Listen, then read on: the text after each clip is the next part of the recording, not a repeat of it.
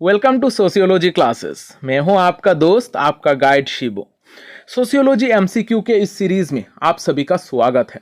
हम UGC net sociology जनवरी 2025 का question को सॉल्व कर रहे हैं। हमने ऑलरेडी प्रीवियस क्लास में पार्ट 1 में ऑलरेडी 50 क्वेश्चन को सॉल्व कर चुके हैं, जहां पर हमने उस 50 क्वेश्चन का सोल्यूशन के साथ साथ एक्सप्लेनेशन भी देखा था।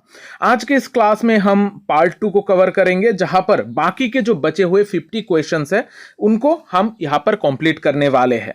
तो ये जो दोनों क्लासेस है ये बहुत ज्यादा इंपॉर्टेंट है। यहां पर मैं बहुत सारे नोट्स के जरिए आप लोगों को चीजों को समझाने की कोशिश कर रहा हूं, तो क्लास को स्किप मत कीजिएगा। बहुत सारी चीजें आपको यहां पर नई जानकारी मिलेगी, और जब भी आप लोग एमसीक्यूज की सॉल्यूशन की क्लास करोगे तब वहां पर जरूर आपने साथ नोटबुक और पेन जरूर रखना। वहां पर जो भी चीजें आप लोगों को नहीं दिखती है, जो भी चीजें आप लोगों को इंफॉर्मेटिव लग रही है, वो सारी चीजें नोट डाउन करते हुए आगे बढ़ना। तभी ये जो क्लासेस है ये आपको बहुत ज्यादा लॉन्ग टर्म तक आपको मदद करेगी। तो चलिए हम आज का जो ये एमसीक्यू का क्लास है इसको हम करते हैं। यहां पर हम बाकी के जो 50 क्वेश्चन है इनको हम सॉल्व करेंगे। अब यहां पर आज के जो क्लास है इसमें जो भी क्वेश्चन है, ज्यादातर क्वेश्चंस आपको नए तरीके के देखने को मिलेंगे। बहुत सारे नए नए कॉन्सेप्ट्स, बहुत सारे नए नए डेफिनेशंस, थिंकर्स, बुक्स, ये सारी चीजें देखने को मिलेगी। तो इस वजह से नोट डाउन करके रखना जरूरी है। हमारा आज का पहला क्वेश्चन है question number 51। Who argues that the migrants are the representatives of rural cosmopolitanism on the basis of their studies. कौन से वो थिंकर है जिन्होंने माइग्रेशंस के ऊपर, माइग्रेंट के ऊपर स्टडी किया था और रूरल कॉस्मोपोलिटियनिज्म के बारे में जिन्होंने बात की थी। अब ये जो क्वेश्चन है ये थोड़ा आप लोगों को घुमा के पूछा जा रहा है।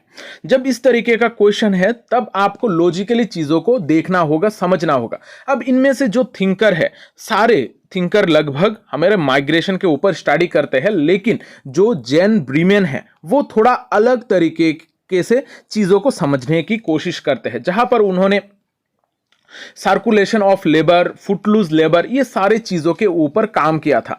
तो ये जो कॉन्सेप्ट है ये बेसिकली जीन ब्रीमेन एंड अदर्स का कॉन्सेप्ट है। यहां पर अदर्स यानी कि जिन्होंने और भी कुछ थिंकर्स है जिन्होंने रूरल कॉस्मोपोलिटियनिज्म के ऊपर काम किया था। तो यहां पर करेक्ट आंसर जो है वो है जैन ब्रीमेन एंड अदर्स। तो ये जो चीजें है रूरल कॉस्मोपोलिटियनिज्म, ये कॉन्सेप्ट हमें पहली बार देखने को मिल रहा है। जिन्होंने अभी तक इसको पढ़ा नहीं है वो लोग इसको पहली बार देख रहे हैं। तो इसके बारे में हम थोड़ा समझने की कोशिश करते हैं, थोड़ा डिटेल देखते हैं, क्योंकि नेक्स्ट एग्जाम में भी हमें ये सारी चीजों से क्वेश्चन पूछी जा सकती है।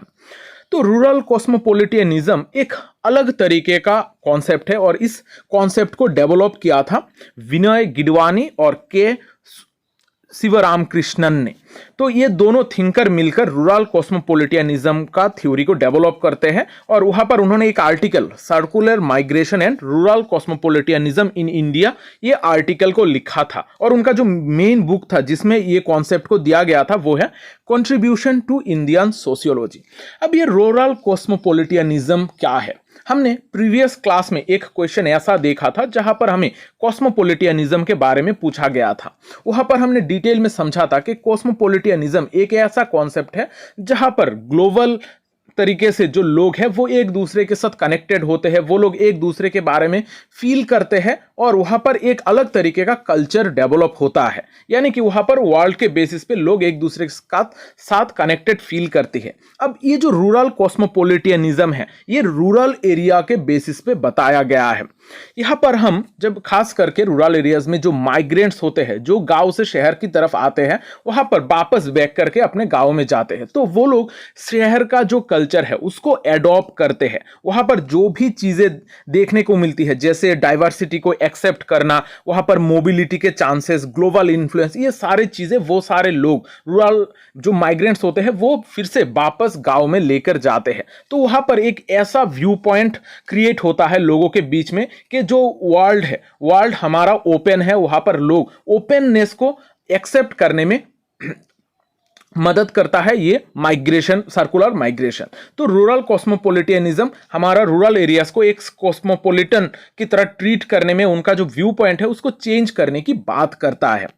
तो यहां पर हम अगर डायरेक्टली बात करें रूरल कॉस्मोपोलिटियनिज्म से विनय गिडवानी और के शिवरामकृष्णन रिलेट करते हैं। लेकिन यहाँ पर हमारा जो जीन ब्रीमैन है उन्होंने भी इस माइग्रेशन के ऊपर काम किया था। उन्होंने डायरेक्टली इस तरीके का कोई टर्म नहीं दिया था, लेकिन उन्होंने इस चीज के ऊपर, रूरल कॉस्मोपॉलिटियनिज्म के ऊपर उन्होंने काम किया था।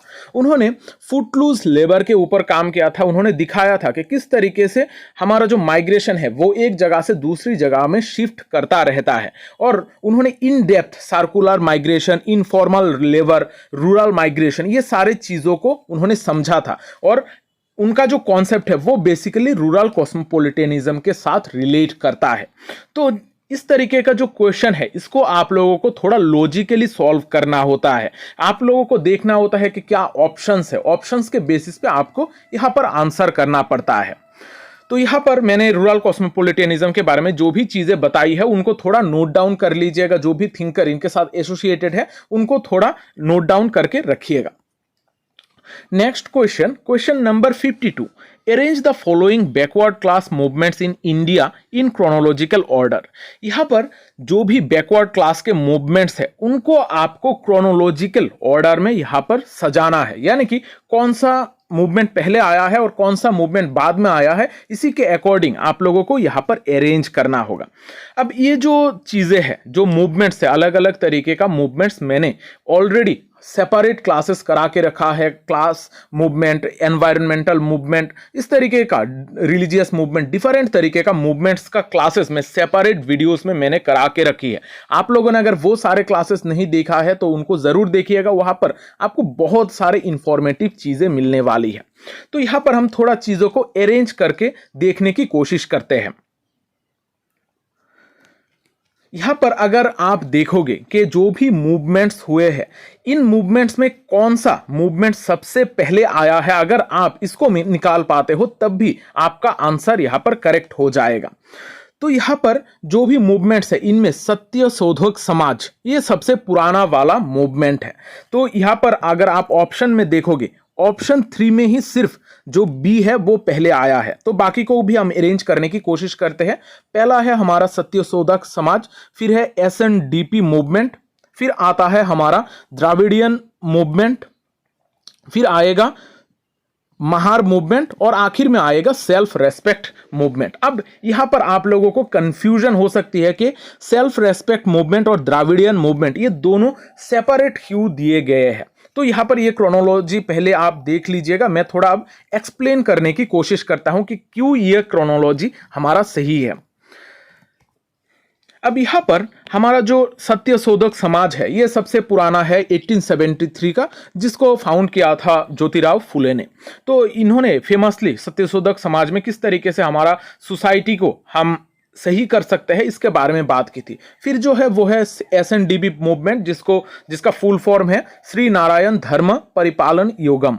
इसका फाउंड किया था श्री नारायण गुरु ने 1903 में। अब यहां पर कंफ्यूजन जो होती है वो है हमारा द्रविडियन मूवमेंट और सेल्फ रेस्पेक्ट मूवमेंट को लेकर। ये दोनों जो मूवमेंट इनको हम ऑल्टरनेटिव कर ही हमेशा पढ़ते हैं, इतना ज्यादा सेपरेटली इसको हम रखने की कोशिश नहीं करते हैं।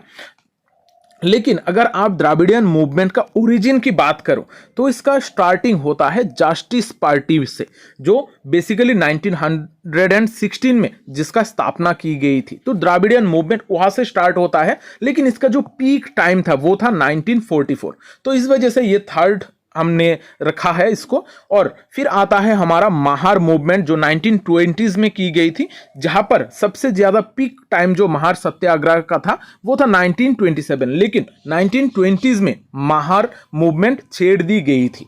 फिर है हमारा आखिरी सेल्फ रेस्पेक्ट मूवमेंट, जिसको 1925 में स्टार्ट किया गया था पेरियार EAV रामास्वामी के द्वारा। तो यहां पर ये क्रोनोलॉजी थोड़ा आप याद रखिएगा। अब यहां पर मैंने जब क्लास कराई थी ट्रस्ट मूवमेंट के ऊपर, वो मैंने भी बहुत सारे मूवमेंट्स को अरेंज किया था ईआर के वाइज। यहां पर मूवमेंट को मैंने ईआर के वाइज अकॉर्डिंगली मैंने सजाने की कोशिश की थी। और आप लोगों को ये सारी चीजें मैंने ऑलरेडी यूट्यूब में करा के रखा है। अगर आपने नहीं देखा है तो उस क्लास को जरूर देखिएगा। मैंने डिफरेंट मूवमेंट्स को इस तरीके से सेपरेट क्लासेस में करा के रखी है। अगर आप वो क्लासेस करते हो तो भी आपको इसका आंसर पता होगा। यहां पर जो हमसे पूछा गया था वो था सत्यशोधक समाज, जो 1873 में ज्योतिराव फुले ने स्टार्ट किया था, इसका मेन लीडर थे। फिर हम यहाँ पर जो जस्टिस पार्टी के बारे में अभी हमने बात किया था, जहाँ पर बेसिकली द्राविडियन मूवमेंट स्टार्ट होता है, वो था 1916। तो इस तरीके से मैंने क्रोनोलॉजिकली सारे चीज़ों को अरेंज करके आपको दिया है। फिर सेल्फ रेस्पेक्ट मूवमेंट होता है 1925 में। दलित मूवमेंट बेसिकली होता है 1920 से लेकर 1930s के बीच में, जहाँ पर मेन जो रोल था वो था महाद सत्याग्रह का, और इसका जो मेन लीडर थे वो थे डॉक्टर BR अम्बेडकर। तो इस तरीके से आप लोग जब भी कोई मूवमेंट पढ़ते हो, मूवमेंट को क्रोनोलॉजिकली पढ़ने की कोशिश कीजिएगा, और साथ ही साथ इनके जो मेन लीडर है इनके बारे में जरूर याद रखिएगा, क्योंकि एग्जाम में लीडर से भी क्वेश्चन पूछी जाती है और इस तरीके का क्रोनोलॉजी बेस्ड क्वेश्चन भी पूछी जाती है। तो यहां पर हम देखते हैं next question, question number 53। Social change can not B perceived by which of the following view point. नीचे में से कौन सा व्यू पॉइंट है जिसके द्वारा हम सोशल चेंज को समझ नहीं सकते हैं। तो यहां पर आइडिएशनल एक ऐसा सिस्टम है जहां पर हमारा आइडियोलॉजी के ऊपर बेस्ड करके, आइडियाज के ऊपर बेस्ड करके हम चीज़ों को समझते हैं। तो सोशल चेंज हमारा आइडियोलॉजी किस तरीके से शेप होता है इसके द्वारा हम समझ सकते हैं। हमारा वैल्यू पैटर्न में अगर बदलाव आता है तब भी हम इसको देखते हैं, और कॉग्निटिव स्ट्रक्चर, हमारा मेंटल प्रोसेस, हम किस तरीके से सोचते हैं, हमारा आसपास क्या क्या कॉग्निटिव चीजें हैं, ये सारे स्ट्रक्चर बहुत मेजर रोल प्ले करते हैं सोशल चेंज में।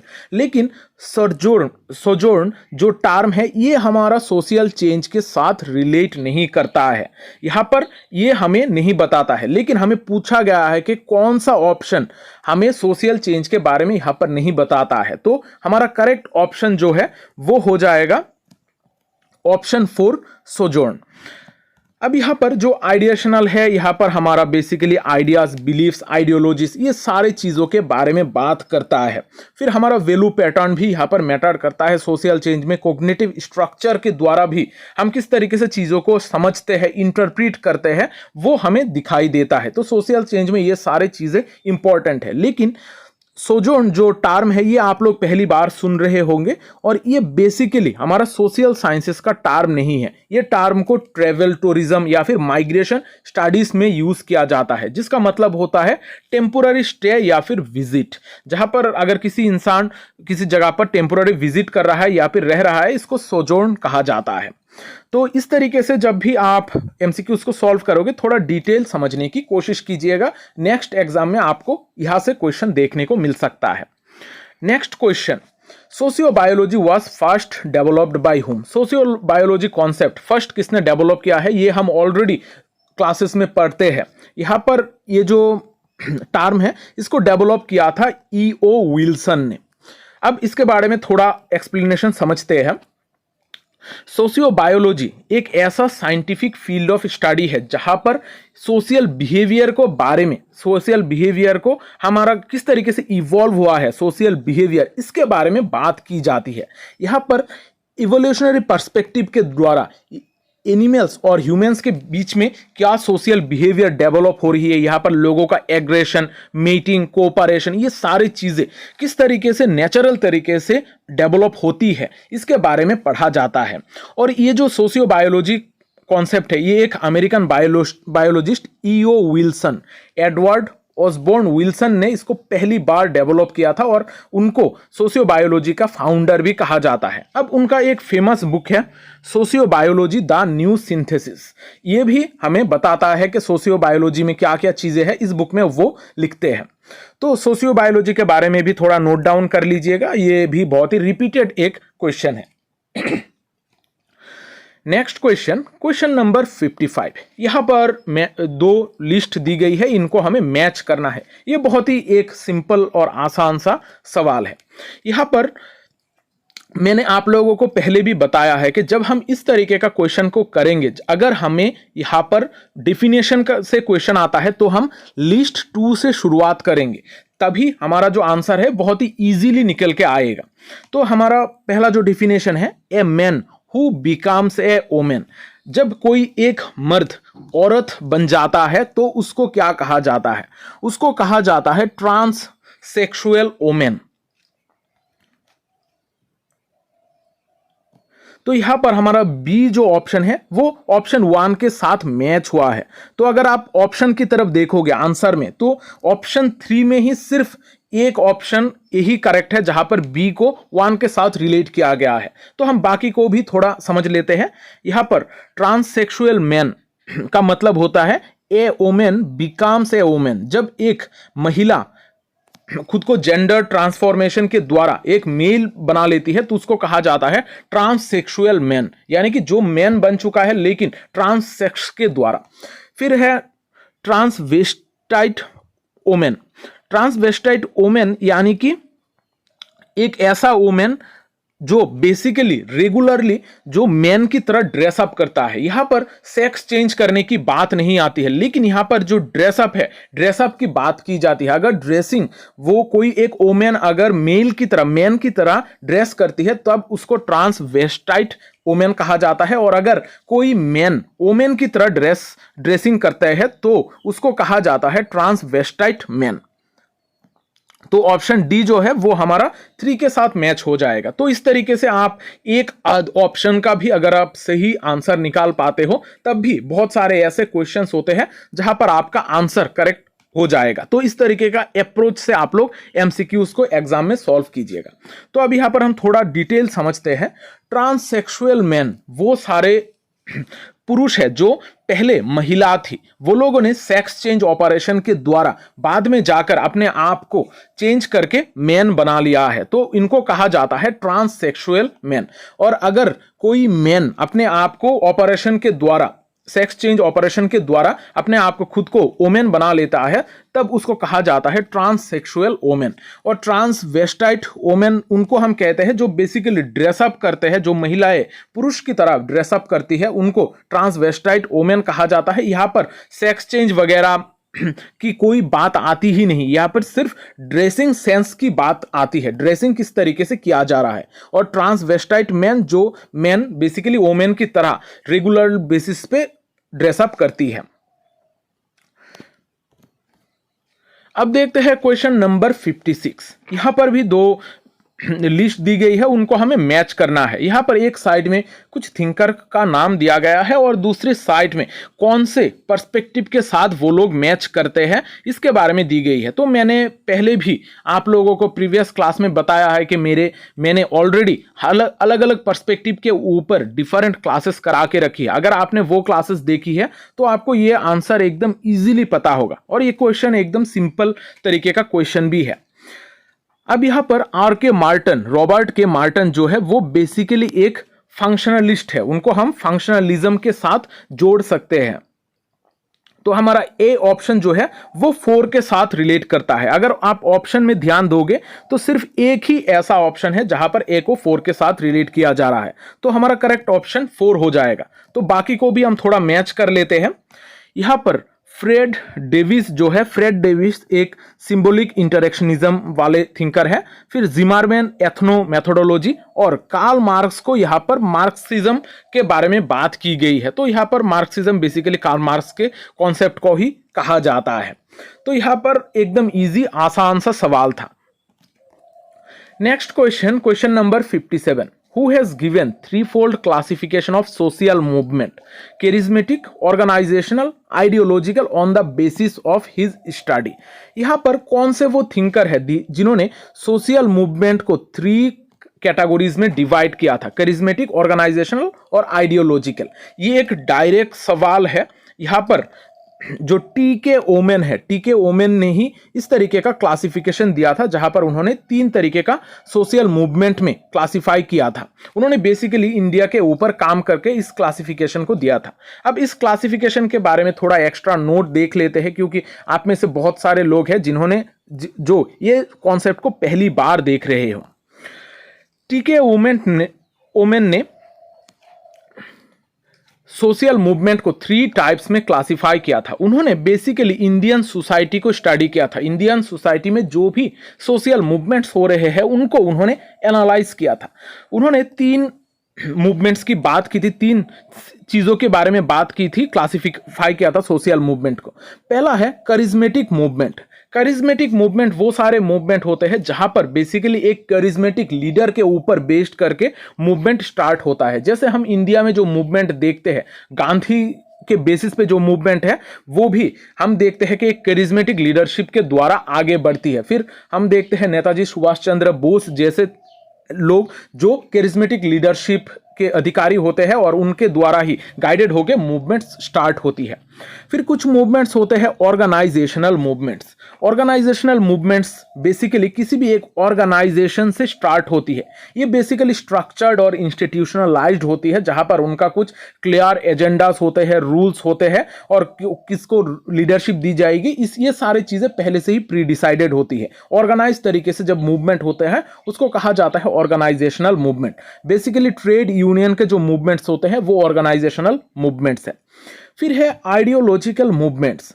आइडियोलॉजिकल, जब किसी भी एक आइडियोलॉजी के ऊपर बेस करके कोई मूवमेंट को छेड़ी जाती है, किसी भी वैल्यू सिस्टम में, बिलीफ सिस्टम में अगर बदलाव लाने के लिए आइडियोलॉजी के ऊपर बेस करके मूवमेंट को स्टार्ट किया जाता है, तब इसको कहा जाता है आइडियोलॉजिकल मूवमेंट। हमने इंडिया में दलित मूवमेंट, कम्युनिस्ट मूवमेंट्स देखे हैं, ये सारे मूवमेंट्स बेसिकली आइडियोलॉजिकल मूवमेंट्स हैं। तो टीके उमन ने 3 टाइप्स ऑफ सोशल मूवमेंट्स के बारे में बात की थी। Next question number 58। Arrange the following stages in the development of human communication. हमारे यहाँ पर ह्यूमन सोसाइटी में जिस तरीके का कम्युनिकेशन में डेवलपमेंट हुई है, इसको हमें अरेंज करना है। ये बेसिकली एक PYQ है, प्रीवियस ईयर के एग्जाम में भी UGC नेट में ये सेम क्वेश्चन को पूछा गया है। तो इस वजह से जो क्वेश्चंस होते हैं वो रिपीट किए जाते हैं। तो जब भी PYQs करोगे तो थोड़ा कॉन्शियस होकर अच्छी तरीके से उनको सॉल्व करना, क्योंकि बहुत ज्यादा क्वेश्चंस रिपीट होते हैं। यहां पर जो ह्यूमन कम्युनिकेशन है, इसको अगर हम अरेंज करने की बात करें, यहां पर आप देखोगे कि age of sign, age of electronics, print, writing, information age, इस तरीके का चीजें हमें दी गई है। अगर हम एकदम नए तरीके का कोई ह्यूमन कम्युनिकेशन का सिस्टम देखते हैं, वो है हमारा द इंफॉर्मेशन एज। यानी कि जो द इंफॉर्मेशन एज है ये हमारा सबसे आखिर में आएगा, क्योंकि यहाँ पर हमारा इंफॉर्मेशन एज में हमारा कंप्यूटर वगैरह डेवलप हो रही है। हमारा जो कम्युनिकेशन है आजकल हम यहाँ पर कंप्यूटर्स के द्वारा, इंटरनेट के द्वारा करते हैं। तो यह हमारा एकदम नए तरीके का इंफॉर्मेशन कम्युनिकेशन, ह्यूमन कम्युनिकेशन का पार्ट है। तो हम अगर ऑप्शन की तरफ देखेंगे तो ऑप्शन 2 में ही ये दिया गया है। बाकी की चीजों को भी हम थोड़ा देख लेते हैं। पहले हमारा होता है एज ऑफ साइंस, जहां पर हम साइन लैंग्वेज के द्वारा, यानी कि यहां पर कोई लैंग्वेज इतना ज्यादा डेवलप नहीं हुआ था, हम साइन के द्वारा ही एक दूसरे के साथ कम्युनिकेट करते हैं। फिर आता है हमारा राइटिंग, जहां पर लिखकर हम चीजों को, आर्ट के द्वारा लिखकर चीजों को समझने की कोशिश करते हैं। फिर आता है हमारा C the age of print, जहां पर हम प्रिंटेड फॉर्म में चीजों को लिखते थे, जहां पर बुक्स वगैरह अलग अलग तरीके का प्रिंटिंग चीजें निकल कर आती है, जिसके द्वारा हम एक दूसरे के साथ कम्युनिकेट करते थे। फिर आता है द एज ऑफ इलेक्ट्रॉनिक्स, जहां पर इलेक्ट्रॉनिक चीजें धीरे धीरे डेवलप होती है। और आखिर में आता है द इंफॉर्मेशन एज। तो ये क्रोनोलॉजी आप लोग लॉजिकली भी एग्जाम में सॉल्व कर सकते हो। बहुत सारे ऐसे क्वेश्चन आपको एग्जाम में लॉजिकली देखने को मिलेगा, जहां पर जो चीजें आपने प्रीवियसली पढ़ा नहीं है, लेकिन अगर आप अपना रीजनिंग कैपेसिटी यूज करते हो, लॉजिकल कैपेसिटी यूज करते हो, तो आप लोग इस तरीके का क्वेश्चन इजीली सॉल्व कर पाओगे। तो यहां पर मैंने थोड़ा डिटेल एक्सप्लेनेशन दी है। यहां पर दो एज ऑफ साइन है, जहां पर हम साइन लैंग्वेज को, कोई भी वर्बल कम्युनिकेशन नहीं होता है, सिंबल्स गेस्चर के द्वारा चीजों को समझाते थे और ह्यूमंस कम्युनिकेट करते थे। फिर आता है हमारा राइटिंग, जहां पर हम लिखते थे, राइटिंग सिस्टम था, जहां पर हमारा रिकॉर्ड रखा जाता था, जहां पर हम इंफॉर्मेशन ट्रांसमिट कर पाते थे। फिर 15th सेंचुरी में प्रिंटिंग प्रेस का एस्टैब्लिशमेंट होता है, जहां पर बुक्स वगैरह, न्यूज़पेपर वगैरह, ये सारी चीजें धीरे धीरे छपना स्टार्ट होता है और लोग प्रिंटेड फॉर्म में एक दूसरे के साथ कम्युनिकेट कर पाते थे। फिर आता है हमारा इलेक्ट्रॉनिक्स 19th से 20th सेंचुरी के बीच में, जहां पर टेलीग्राफ, रेडियो, टेलीविजन, ये सारी चीजें डेवलप होती है। और इंफॉर्मेशन एज जो हम आज के वक्त पर देखते हैं, कंप्यूटर, इंटरनेट, डिजिटल टेक्नोलॉजी, ये सारे चीजों को यूज करके हम कम्युनिकेट कर रहे हैं। यहाँ पर जो आप मेरे क्लासेस देख रहे हो, ये भी इंफॉर्मेशन टेक्नोलॉजी का यूज करके ही, यहाँ पर आप कंप्यूटर, इंटरनेट, मोबाइल फोन, ये सारी चीजें यूज करके, डिजिटल टेक्नोलॉजी यूज करके यहाँ पर कम्युनिकेट कर पा रहे हो मुझसे। अब देखते हैं next question, question number 59। Arrange the history of media in A chronological order. यहां पर हमारा मीडिया का हिस्टोरिकल क्रोनोलॉजी हमसे पूछा गया है, यानी कि कौन सा मीडिया पहले आया था और कौन सा मीडिया हमारे बाद में आता है। तो यहां पर हम चीजों को थोड़ा अरेंज करके देखने की कोशिश करते हैं।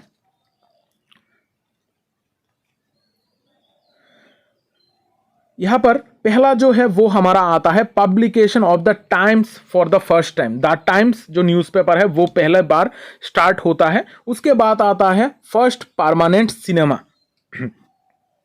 फिर हमारा डेवलप होता है फर्स्ट यूएसए रेडियो स्टेशन। उसके बाद हम देखते हैं first local British broadcasting company in United kingdom. और आखिर में जो आता है वो है rapid expansion of mobile phones. तो हमारा rapid expansion of mobile phones ये हम सबसे आखिर में देखते हैं, और सबसे पहले देखते हैं कि पब्लिकेशन ऑफ द टाइम्स। तो यहाँ पर सिर्फ एक ही ऑप्शन ऐसा है जहां पर हमें ये चीज देखने को मिलती है। तो हमारा ऑप्शन 3 जो है वो हमारा करेक्ट हो जाएगा। अब यहां पर मैंने टाइम फ्रेम देने की कोशिश की है, जहां पर किस टाइम पीरियड में कौन सी चीज आई है।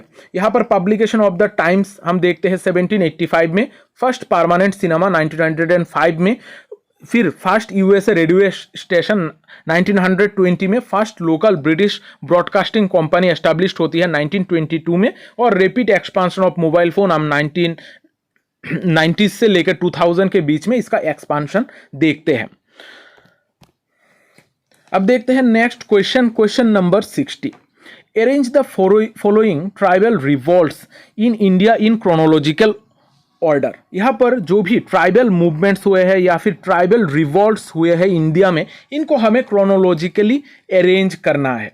अब यहाँ पर जब आप लोग अरेंज करोगे तब भी आपको बहुत सारी चीज़ें नए नए देखने को मिलेगा।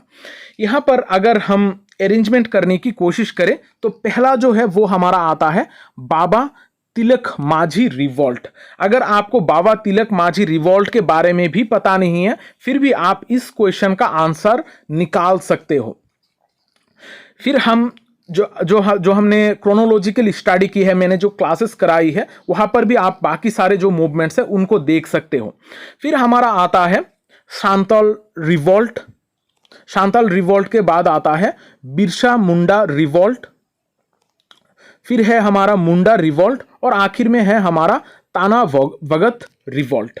तो ये जो क्रोनोलॉजी है ये हमारा सही क्रोनोलॉजी है। यहाँ पर जो ऑप्शन 3 है, यहाँ पर सही क्रोनोलॉजी दी गई है। अब इस चीज को थोड़ा और समझते हैं, कौन से ईयर में ये मूवमेंट्स हुई थी।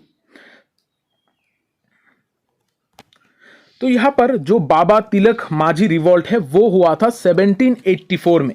बेसिकली ये एक पहाड़िया रिविलियन है ब्रिटिशर्स के अगेंस्ट में। ये बेसिकली बिहार रीजियन में हुआ था। यहाँ पर सांताल रिवॉल्ट होता है। उसके बाद 1855 से लेकर 56 तक इसका जो मेन लीडर होते हैं वो होते हैं साधु एंड कानू। ये भी ब्रिटिशर्स और लैंडलॉर्ड्स के अगेंस्ट में एक रिवॉल्ट था। फिर आता है मुंडा रिवॉल्ट। मुंडा रिवॉल्ट को बिरसा मुंडा रिवॉल्ट भी कहा जाता है। तो इस वजह से हमें जो ऑप्शंस दी गई उनमें कंफ्यूजन भी हो सकती है, लेकिन मुंडा रिवॉल्ट और बिरसा मुंडा रिवॉल्ट ये दोनों बेसिकली एक ही जैसे चीज़ें हैं। लेकिन बिरसा मुंडा रिवॉल्ट को हम पहले रखते हैं, फिर हम मुंडा रिवॉल्ट को, बाकी के जो लोग हैं वो मिलकर जो रिवॉल्ट करते हैं उसको मुंडा रिवॉल्ट सिंपली कहा जाता है। फिर आता है हमारा ताना भगत मूवमेंट जो 1914 से लेकर 1920 तक चला था। ये बेसिकली गांधीयन प्रिंसिपल को लेकर उससे इन्फ्लुएंस्ड होकर ही एक मूवमेंट था। वहां पर ओराउन ट्राइब में ये मूवमेंट छेड़ी गई थी। तो ये क्रोनोलॉजिकली आप लोग चीज़ों को थोड़ा समझिएगा। जो चीज़ें आप लोगों को पता नहीं है उनको नोट डाउन कर लीजिएगा। तो इसके बारे में भी, ट्राइबल मूवमेंट्स के बारे में भी मैंने ऑलरेडी एक क्लास करा के रखी है। अलग अलग मूवमेंट्स क्रोनोलॉजिकली मैंने अरेंज करके आप लोगों को पढ़ाया है। तो यहाँ पर आप लोग देख सकते हो कि सांताल रेविलियन हमने पढ़ा है, मुंडा रेविलियन ये भी हमने पढ़ा है, फिर ताना भगत मूवमेंट ये भी हमने पढ़ा है। अगर आपने मेरे क्लासेस को थोड़ा ध्यान देकर क्या होता तो आप लोगों ने ये आंसर भी इजीली इसको निकाल पाते। तो इस वजह से मैं बार बार बोल रहा हूं, मैं बहुत मेहनत करके आप लोगों को चीज़ें इकट्ठा करके पढ़ाने की कोशिश कर रहा हूं। यूट्यूब में फ्री में कोई आपको इतना सारा चीज़ें नहीं पढ़ाएगा। मैं जितना करने की कोशिश कर रहा हूं शायद और कोई ना करे, फ्री में इतना ज़्यादा चीज़ें आप लोगों को प्रोवाइड ना करे। तो मेरे क्लासेस को थोड़ा फॉलो कीजिएगा। बहुत सारी चीज़ें, बहुत सारे प्लेलिस्ट मैंने ऑलरेडी बना के रखी है, वहाँ से आप लोग आपके यूजीसी नेट एग्ज़ाम के लिए डायरेक्टली प्रिपेयर कर सकते हो। कोई और सोर्सेज देखने की भी ज़रूरत नहीं है। अब देखते हैं क्वेश्चन नंबर 61। यहाँ पर भी हमें दो लिस्ट दी गई है, इनको हमें मैच करना है। तो हम यहाँ पर कुछ टर्म्स दी गई है, उनका डेफिनेशन हमें दिया गया है।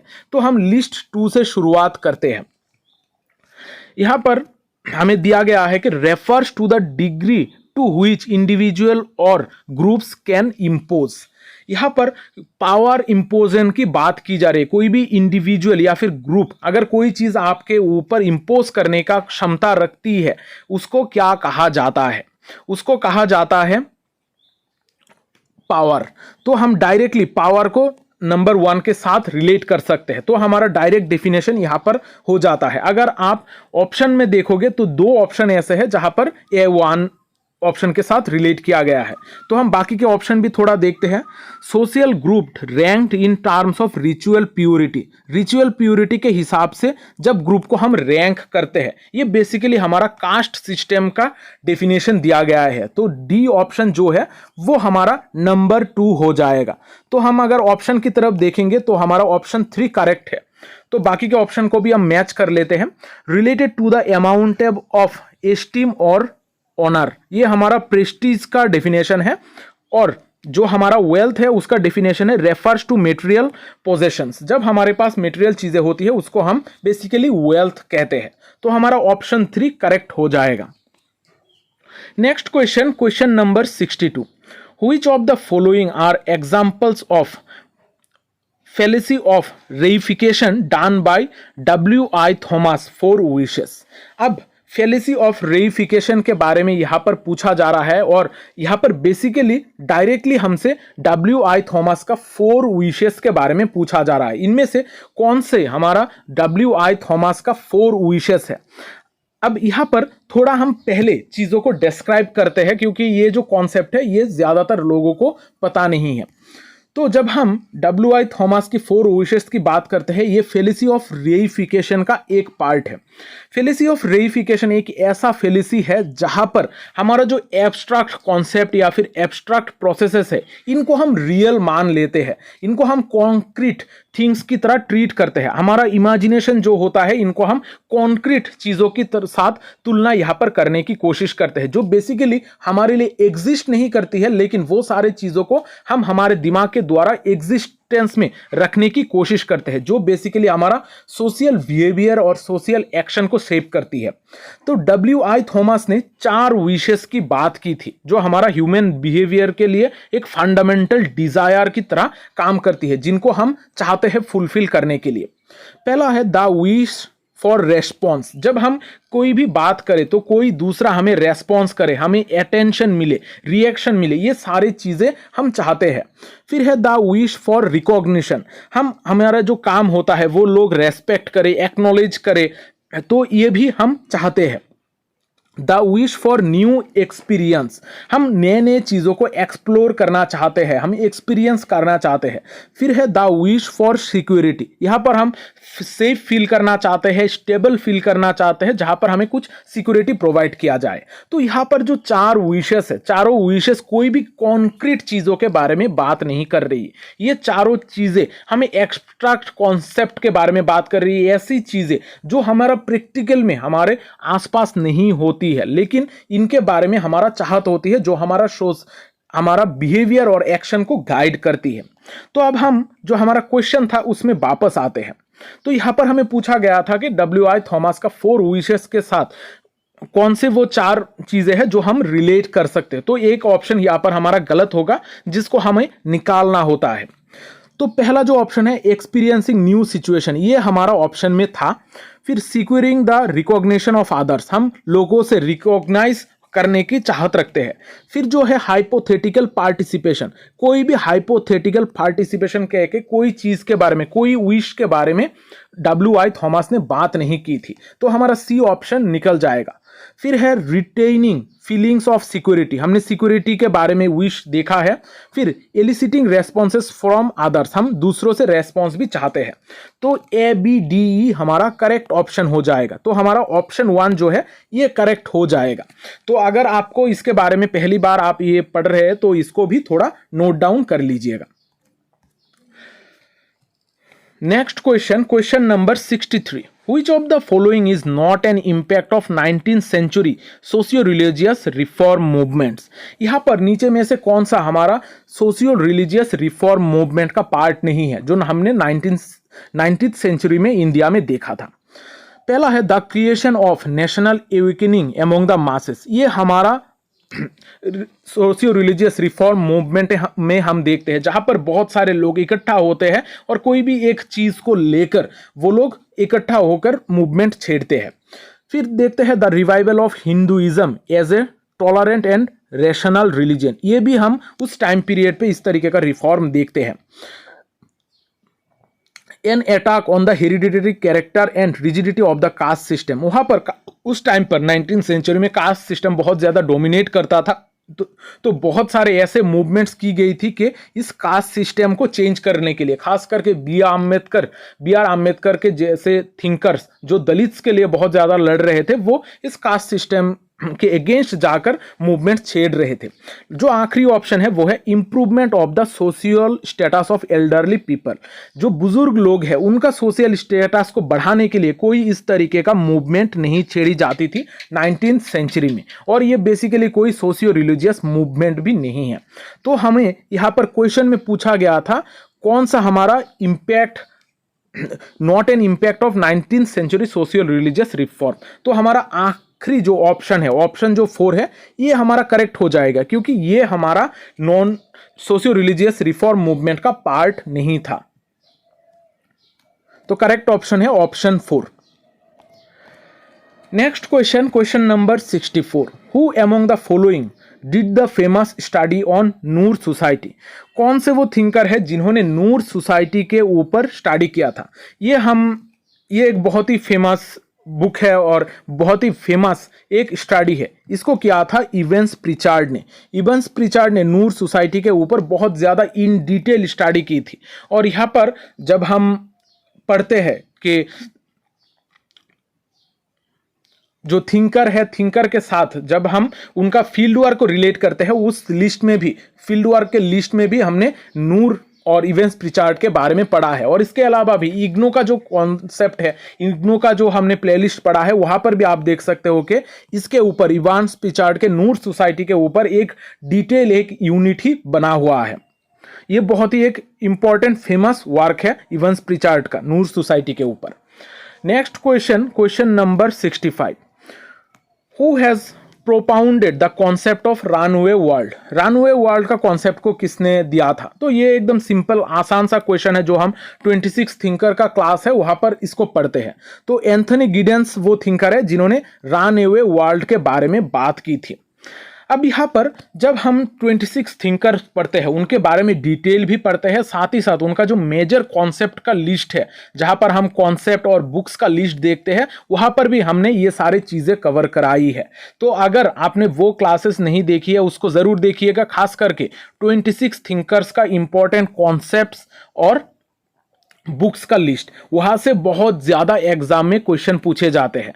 अगर आप इस लिस्ट में देखोगे तो यहाँ पर modernity is a runway world ये कहा गया है, मॉडर्निटी इज जोगरनॉट ये भी एंथनी गिडेंस ने कहा। ये जो दोनों टर्म है ये बहुत बार एग्जाम में रिपीट करके क्वेश्चन में पूछा जाता है।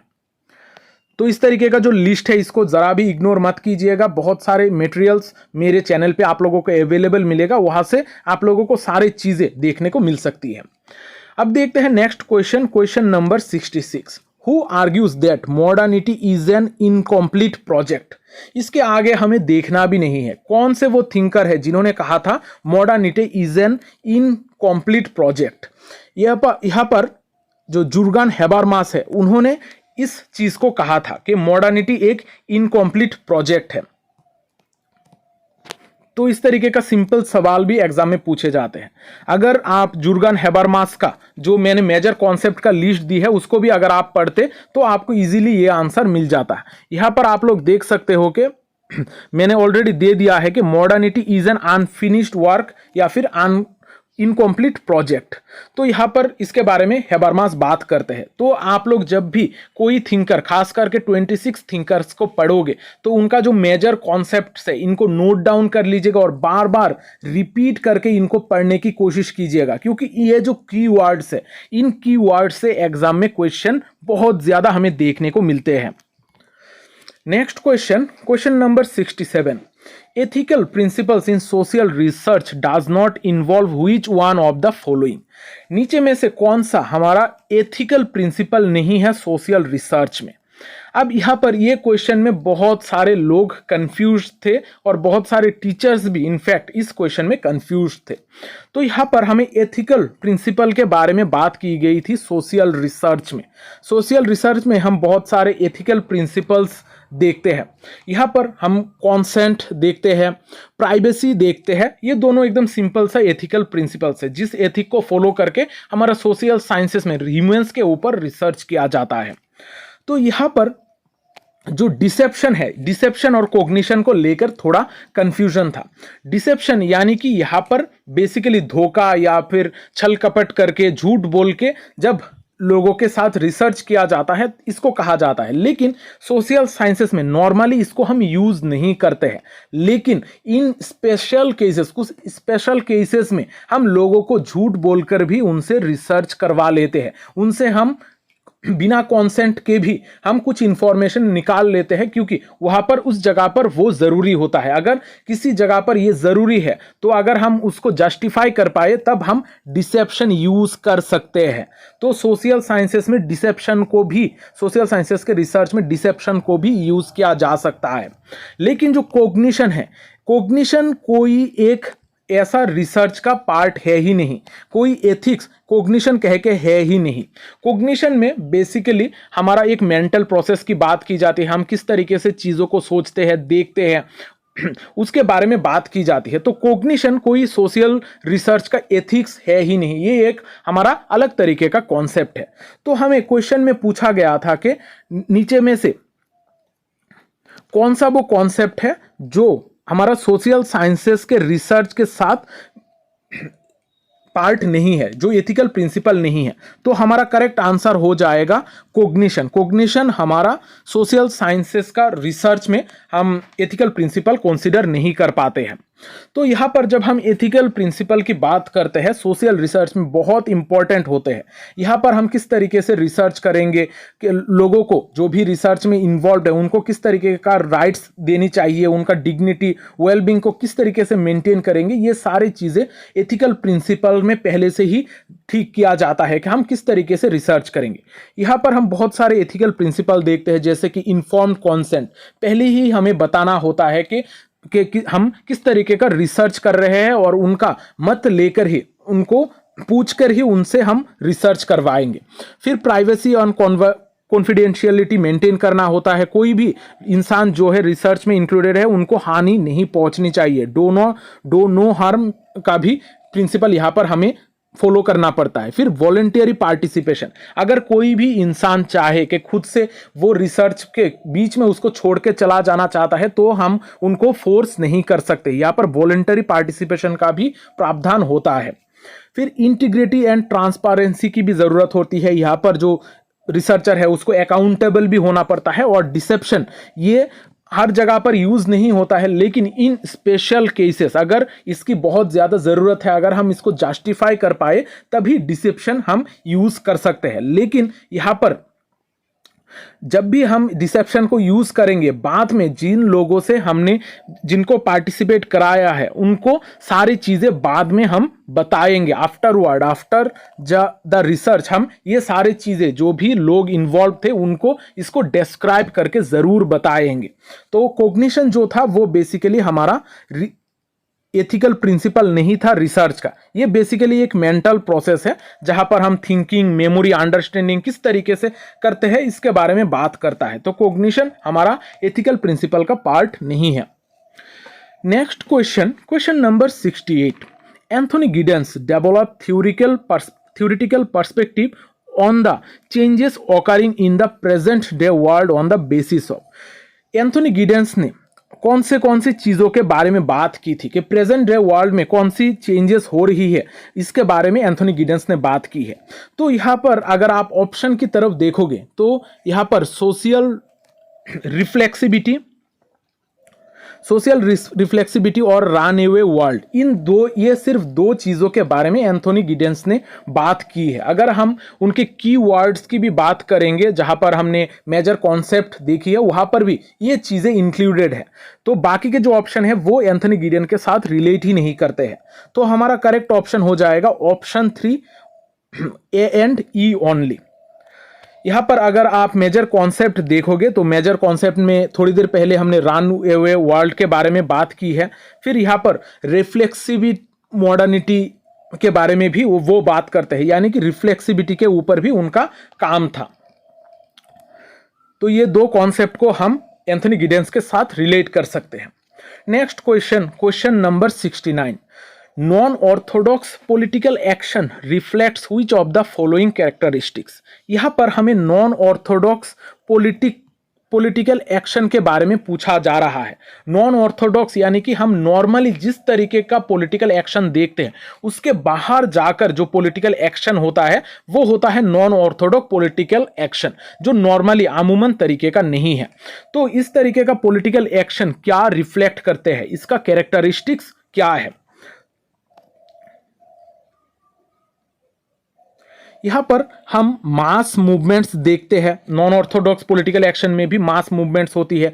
यहां पर नॉर्मली जो हमारा ऑर्थोडॉक्स पॉलिटिकल एक्शन है वहां पर हम वायोलेंस का यूज नहीं करते हैं, लेकिन नॉन ऑर्थोडॉक्स जो हमारा नॉर्मल पॉलिटिकल एक्शन नहीं है वहां पर हम वायोलेंस का भी यूज करते हैं। यहां पर कलेक्टिव अटेम्प्ट होता है, यहां पर कुछ लोगों का, मासेस का कॉमन गोल भी होता है, लेकिन यहां पर कोई कॉन्वेंशनल गोल के बारे में बात नहीं की जाती है। तो यहां पर हमारा जो ऑप्शन है ई है ये हमारा गलत हो जाएगा, क्योंकि यहां पर बोला ही गया है नॉन ऑर्थोडॉक्स पॉलिटिकल एक्शन, तो कॉन्वेंशनल गोल्स यहां पर आएंगे नहीं। तो हमारा अगर करेक्ट ऑप्शन की तरफ हम देखेंगे तो ऑप्शन 3 CADB यानी कि ABCD, ये जो 4 ऑप्शन है ये हमारा सही हो जाएगा। ऑप्शन 3 करेक्ट ऑप्शन है। अब यहां पर नॉन ऑर्थोडॉक्स पॉलिटिकल एक्शन के बारे में हम थोड़ा समझते हैं।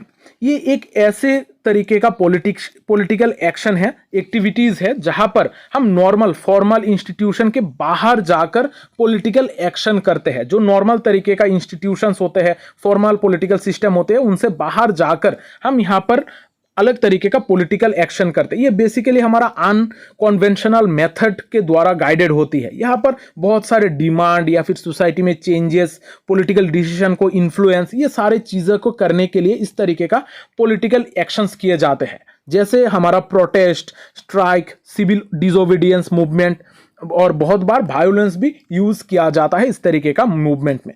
यहाँ पर अगर की कैरेक्टरिस्टिक देखेंगे तो ये हमारे अनकन्वेंशनल होते हैं, कलेक्टिव होता है जहाँ पर बहुत सारे लोग एकजुट मिलकर मूवमेंट करते हैं, पॉलिटिकल एक्शन करते हैं। यहाँ पर कोई भी डिससेटिस्फेक्शन के द्वारा ये ड्रिवन होती है, यानी कि सोसाइटी के चीज़ों को हम एक्सेप्ट नहीं कर पाते, हम सेटिस्फाइड नहीं है सोसाइटी के तौर तरीकों के द्वारा या फिर बाकी लोगों के पॉलिटिकल एक्शन के द्वारा। फिर ये हमें डिसरप्टिव कर सकती है, जैसे स्ट्राइक होगा, प्रोटेस्ट होगा, यहां पर हम चेंजेस के लिए भी लड़ सकते हैं। नेक्स्ट क्वेश्चन देखते हैं, क्वेश्चन नंबर 70। यहां पर भी 2 लिस्ट दी गई है, एक साइड में कुछ थिंकर का नाम दिया गया है और दूसरे साइड में कुछ फेमस बुक्स का नाम दी गई है। तो इनको हमें मैच करना है। अब यहां पर अगर आप लोग थोड़ा फोकस करके देखोगे तो एम.एन. श्रीनिवास जो है उनका जो फेमस बुक है वो है religion and society among the Coorgs of south India.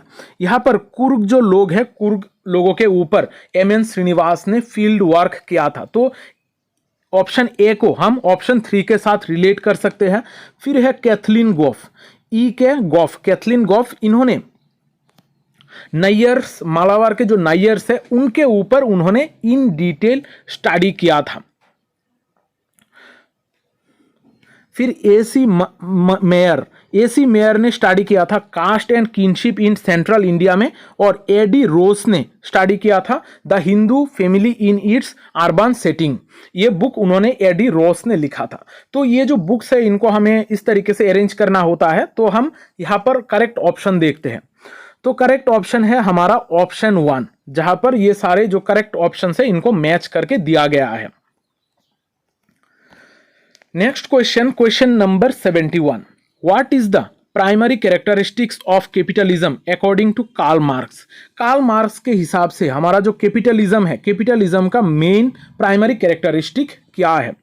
यहां पर जो ऑप्शंस है इनमें से जो करेक्ट है वो है रिलेंटलेस परस्यूट ऑफ प्रॉफिट, यानी कि निरंतर यहाँ पर प्रॉफिट का परस्यूट के लिए लोग काम करते, प्रॉफिट को गेन करने के लिए यहाँ पर काम किया जाता है।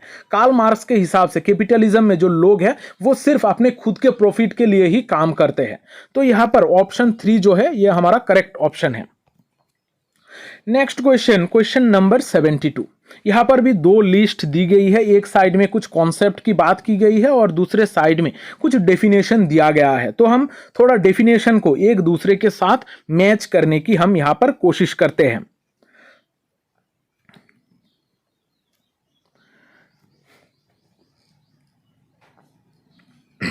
यहाँ पर जो पहला डेफिनेशन है वो है groups of people United for a specific purpose और लिमिटेड नंबर ऑफ पर्पसेस। जब कोई ग्रुप एक स्पेसिफिक पर्पस के लिए इकट्ठा होता है या फिर लिमिटेड नंबर ऑफ पर्पसेस के लिए इकट्ठा होता है, उसको हम क्या कहते हैं? उसको बेसिकली हम कहते हैं एसोसिएशन। एसोसिएशन एक ऐसा ग्रुप है, एसोसिएशन एक ऐसा ग्रुप होता है जहां पर लोग कुछ एक स्पेसिफिक पर्पस के लिए ही इकट्ठा होता है।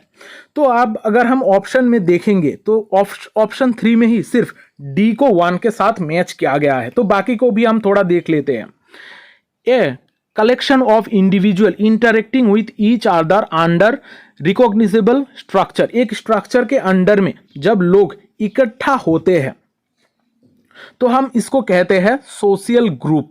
सोशल ग्रुप में ही हम लोग एक दूसरे के साथ इकट्ठा होते हैं। फिर जो थर्ड है वो है enduring and acceptable forms of procedures governing the relation between individuals and groups. ये बेसिकली सोशल इंस्टीट्यूशन का एक डेफिनेशन है। और फिर आखिर में जो है वो unruly crowd characterized by instability and disorder. जब कोई एक क्राउड, कुछ लोग एक जगह पर इकट्ठा होते हैं और वहां पर इनस्टेबिलिटी और डिसऑर्डर होते हैं, कॉन्फ्लिक्ट का सिचुएशन होता है, उसको हम कहते हैं मॉब। मॉब को हम नंबर 4 के साथ रिलेट कर सकते हैं। तो इस तरीके से आप आंसर निकाल सकते हो। और ये जो डेफिनेशंस है, ये डेफिनेशन बहुत इंपॉर्टेंट होते हैं। बहुत ज्यादा हमें एग्जाम में इस तरीके का match the following type of question पूछे जाते हैं। तो डेफिनेशन को जरूर याद रखने की कोशिश कीजिएगा। Next question, question number 73, according to Radha Kamal Mukherjee, civilization has a spiritual dimension.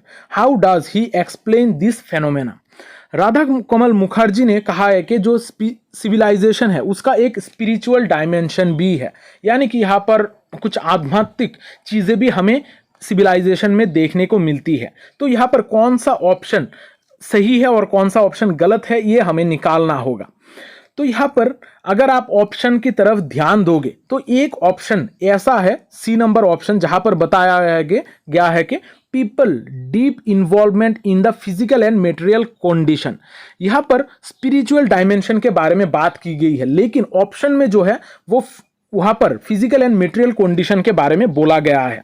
तो यहाँ पर स्पिरिचुअल डायमेंशन के केस में लोग फिजिकल एंड मेटेरियल कंडीशन के साथ जुड़े हुए नहीं होंगे, तो इतना ज्यादा डीप इन्वॉल्वमेंट उनके बीच में नहीं होगा। तो हमारा ऑप्शन सी जो है वो ऑटोमेटिकली हम यहां से निकाल सकते हैं।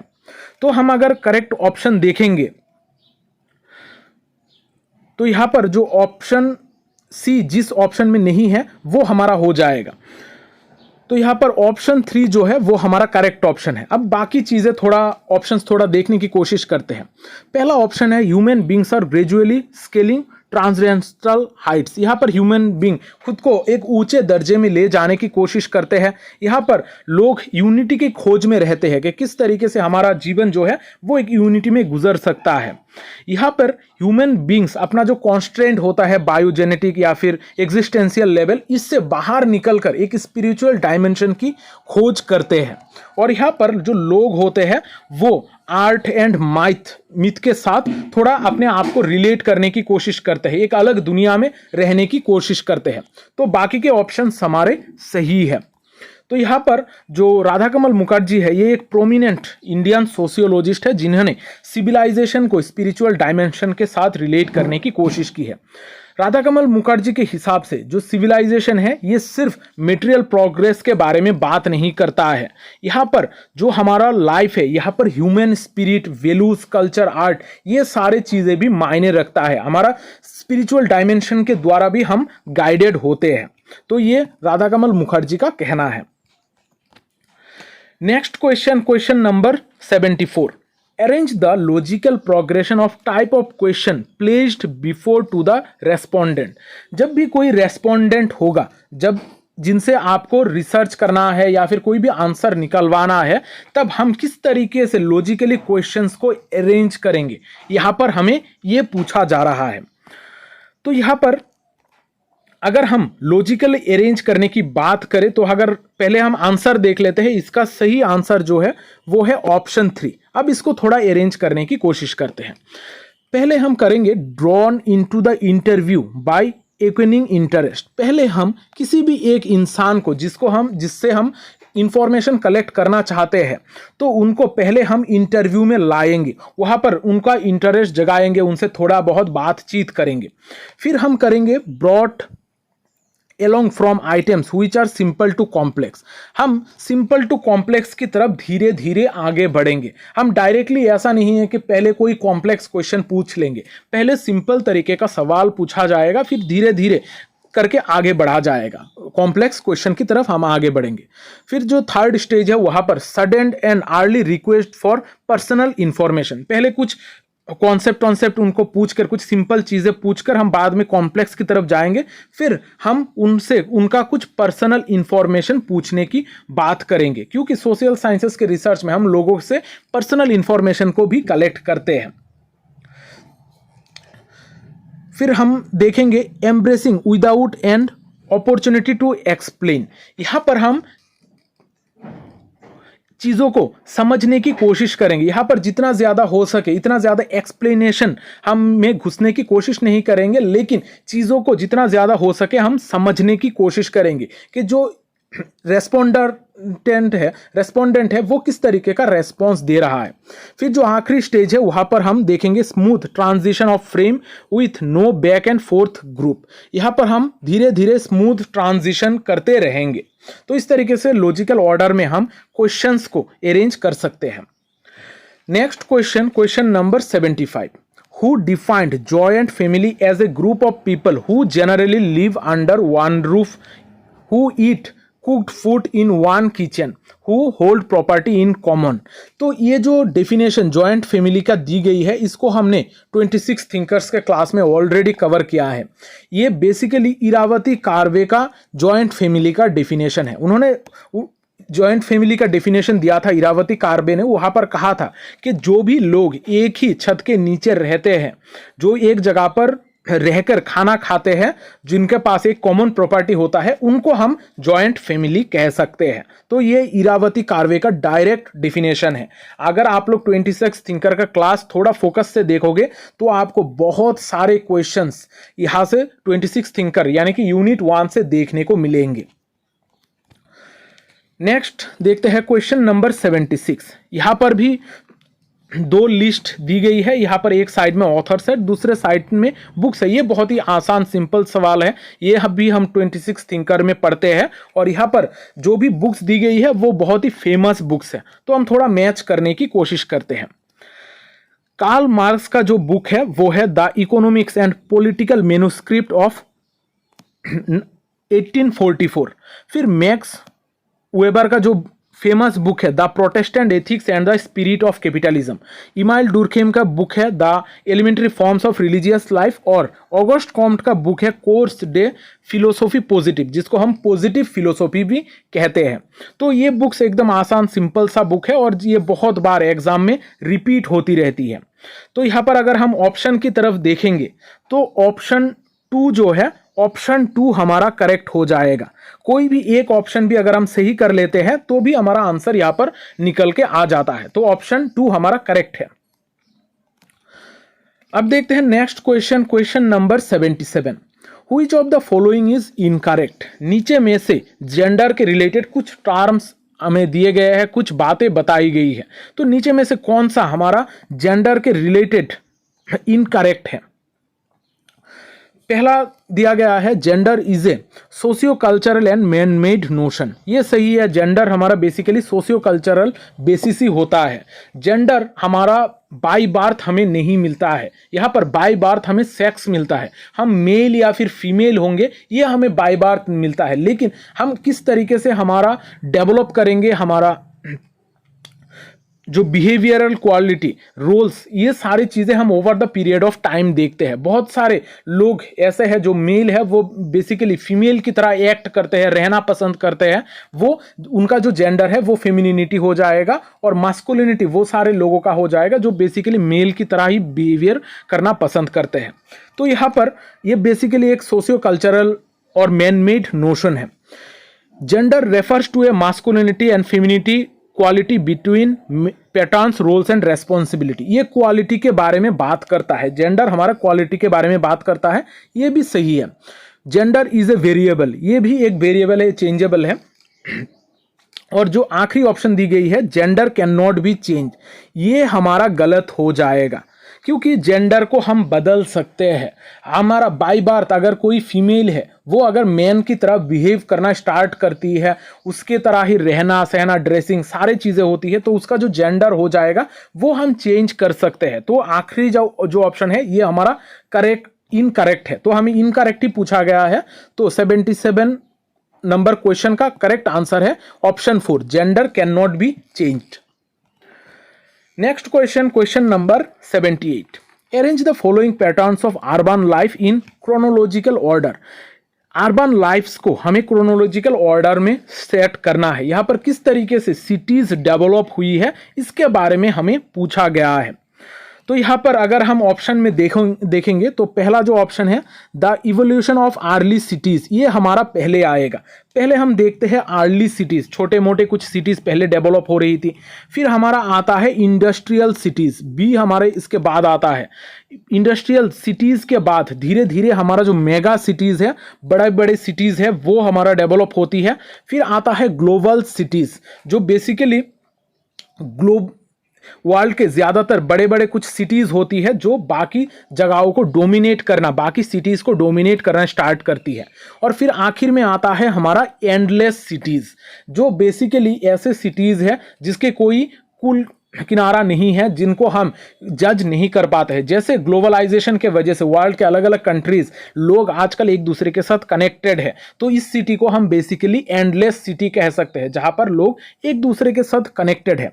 बेसिकली ये एंडलेस सिटीज को हम कॉस्मोपॉलिटियनिज्म के साथ भी रिलेट कर सकते हैं। तो यहाँ पर क्रोनोलॉजिकली ही हमें क्वेश्चन में दिया गया है, तो करेक्ट ऑप्शन जो है वो हमारा हो जाएगा ऑप्शन नंबर 1, ABCDE। तो यही हमारा करेक्ट ऑप्शन है। नेक्स्ट देखते हैं question number 79। Arrange following Indian laws in chronological order. यहाँ पर नीचे कुछ हमें क्रोनोलॉजिकल ऑर्डर में कुछ लॉज दिया गया है, इंडियन लॉज दी गई है, तो इनको हमें अरेंज करना है। तो ये जो लॉज है इनके बारे में आप लोगों को इतना ज़्यादा पता नहीं भी हो सकता है, लेकिन इसका जो सोल्यूशन है ये आप लोग थोड़ा बहुत करने की कोशिश कर सकते हो। तो यहाँ पर जितने सारे लॉज है इनमें अगर आप सबसे नए दौर का, नए तरीके का अगर कोई लॉ देखोगे वो है द मोटर व्हीकल एक्ट। ये हमारा सबसे नए तरीके का एक्ट है जो हमें आखिर में होने की ज़रूरत है, लेकिन यहाँ पर कोई भी ऐसा ऑप्शन नहीं है जहाँ पर डी को आखिर में रखा गया है, और ये जो ऑप्शंस दी गई है ये ऑप्शंस गलत है। तो यहाँ पर ये जो आंसर है ये हमारा इनकरेक्ट हो जाएगा, यहाँ पर कोई भी ऑप्शन हमारा सही नहीं दी गई है। तो हम इनको थोड़ा क्रोनोलॉजिकली अरेंज करने की कोशिश करते हैं। जो ओरिएंटल गैस कंपनी एक्ट है ये हुआ था 1857 में, फिर आता है इंडियन पेट्रोलियम एक्ट 1899 में, द फैक्ट्रीज एक्ट 1948 में, द एटॉमिक एनर्जी एक्ट 1962 में, और सबसे आखिर में आता है द मोटर व्हीकल एक्ट 1988 में। तो ये एक्ट्स बेसिकली इस तरीके से अरेंज होने चाहिए, लेकिन जो ऑप्शंस हमें क्वेश्चन में दी गई है वो गलत है। तो ये इससे आप लोगों को ये दिमाग में रखना होगा कि जो एग्जाम में क्वेश्चन पूछी जा रही है सारे क्वेश्चन सही होंगे, सारे ऑप्शन सही होंगे, ऐसा नहीं है। आपको मोस्ट प्रोबेबल जो आंसर है उसको टिक करके आना है। यहाँ पर यूजीसी नेट के एग्जाम में कोई नेगेटिव मार्किंग नहीं होती है, तो यहाँ पर घबराने वाली कोई बात नहीं है। जो आपको सही लगे, जो मोस्ट प्रोबेबल आंसर लगे, उसी को ही टिक करके आप लोग आ सकते हो। अब देखते हैं नेक्स्ट क्वेश्चन, क्वेश्चन नंबर 80।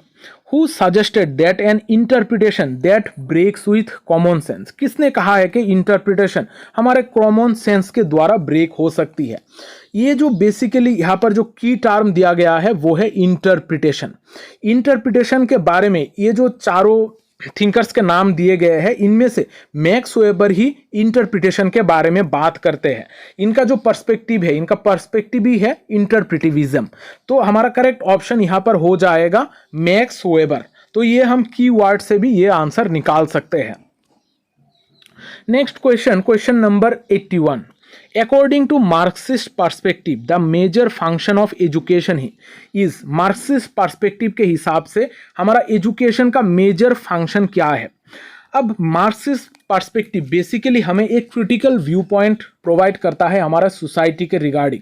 जो भी चीज़ें गलत है, सारी चीज़ों को थोड़ा नेगेटिव तरीके से ही देखा जाता है मार्क्सिस्ट पर्सपेक्टिव में। तो यहाँ पर एजुकेशन को भी नेगेटिव तरीके से, इसका जो नेगेटिव इम्पैक्ट है इसको ही ज़्यादा ध्यान में रखा गया है। तो यहाँ पर मार्क्सिस्ट पर्सपेक्टिव में कहा जाता है reproduction of labour power. Education का जो मेन पर्पस है मार्क्सिस्ट पर्सपेक्टिव के हिसाब से reproduction of labour power. Marxist लोग कहते हैं कि जो एजुकेशन है ये बेसिकली लेबर्स को रिप्रोड्यूस करने के लिए, लेबर पावर को जनरेट करने के लिए ही एजुकेशन का यूज किया जा रहा है। ये बेसिकली एक क्रिटिकल व्यू पॉइंट है। Next question, question number 82। Who rejected the idea that sociologist should study individual psychology? कौन से वो थिंकर है जिन्होंने रिजेक्ट किया है? यहाँ पर जो कीवर्ड है वो है रिजेक्ट करना। कौन से वो थिंकर है जो कहते हैं कि हमें सोशियोलॉजिस्ट को इंडिविजुअल साइकोलॉजी को स्टडी नहीं करना है, हमेशा यहाँ पर ग्रुप में स्टडी करना है? तो यहाँ पर जो भी थिंकर्स दी गई है, यहाँ पर जो इमाइल डुर्खेम है, इमाइल डुर्खेम ये बात हमें कहते हैं। इमाइल डुर्खेम एक मैक्रो थिंकर है जिन्होंने सोसाइटी को एज ए होल स्टडी करने की कोशिश की थी, जहां पर सोसाइटी के सारे चीज़ों को एक साथ लोग मिलकर किस तरीके से सोचते हैं, कलेक्टिव कॉन्शियसनेस के बारे में बात की है, लोगों को हम एक साथ किस तरीके से स्टडी करते हैं, ये सारी चीज़ों के ऊपर जोर दिया था। उन्होंने इंडिविजुअल साइकोलॉजी के बारे में बात नहीं की थी। इवन उन्होंने सुसाइड के बारे में भी स्टडी किया था। वहां पर उन्होंने दिखाया था कि एक जगह पर किस तरीके से लोग सुसाइड करते हैं, उसका कलेक्टिव क्या रीजन होता है, सोसाइटी के वजह से लोग किस तरीके से सुसाइड करते हैं। तो यहां पर इंडिविजुअल साइकोलॉजी के ऊपर इमाइल डुर्खेम ने कोई भी फोकस नहीं किया था, जो रिजेक्ट करते हैं कि सोशियोलॉजिस्ट को इंडिविजुअल साइकोलॉजी को पढ़ना ही नहीं है, ये इमाइल डुर्खेम कहते हैं। तो हमारा करेक्ट ऑप्शन हो जाएगा option 3, Emile Durkheim. Next question, question number 83। Arrange disease pattern and their frequency of occurrence in chronological order. अब यहाँ पर कुछ डिजीजेस का नाम दिया गया है और इनको हमें क्रोनोलॉजिकली अरेंज करना है।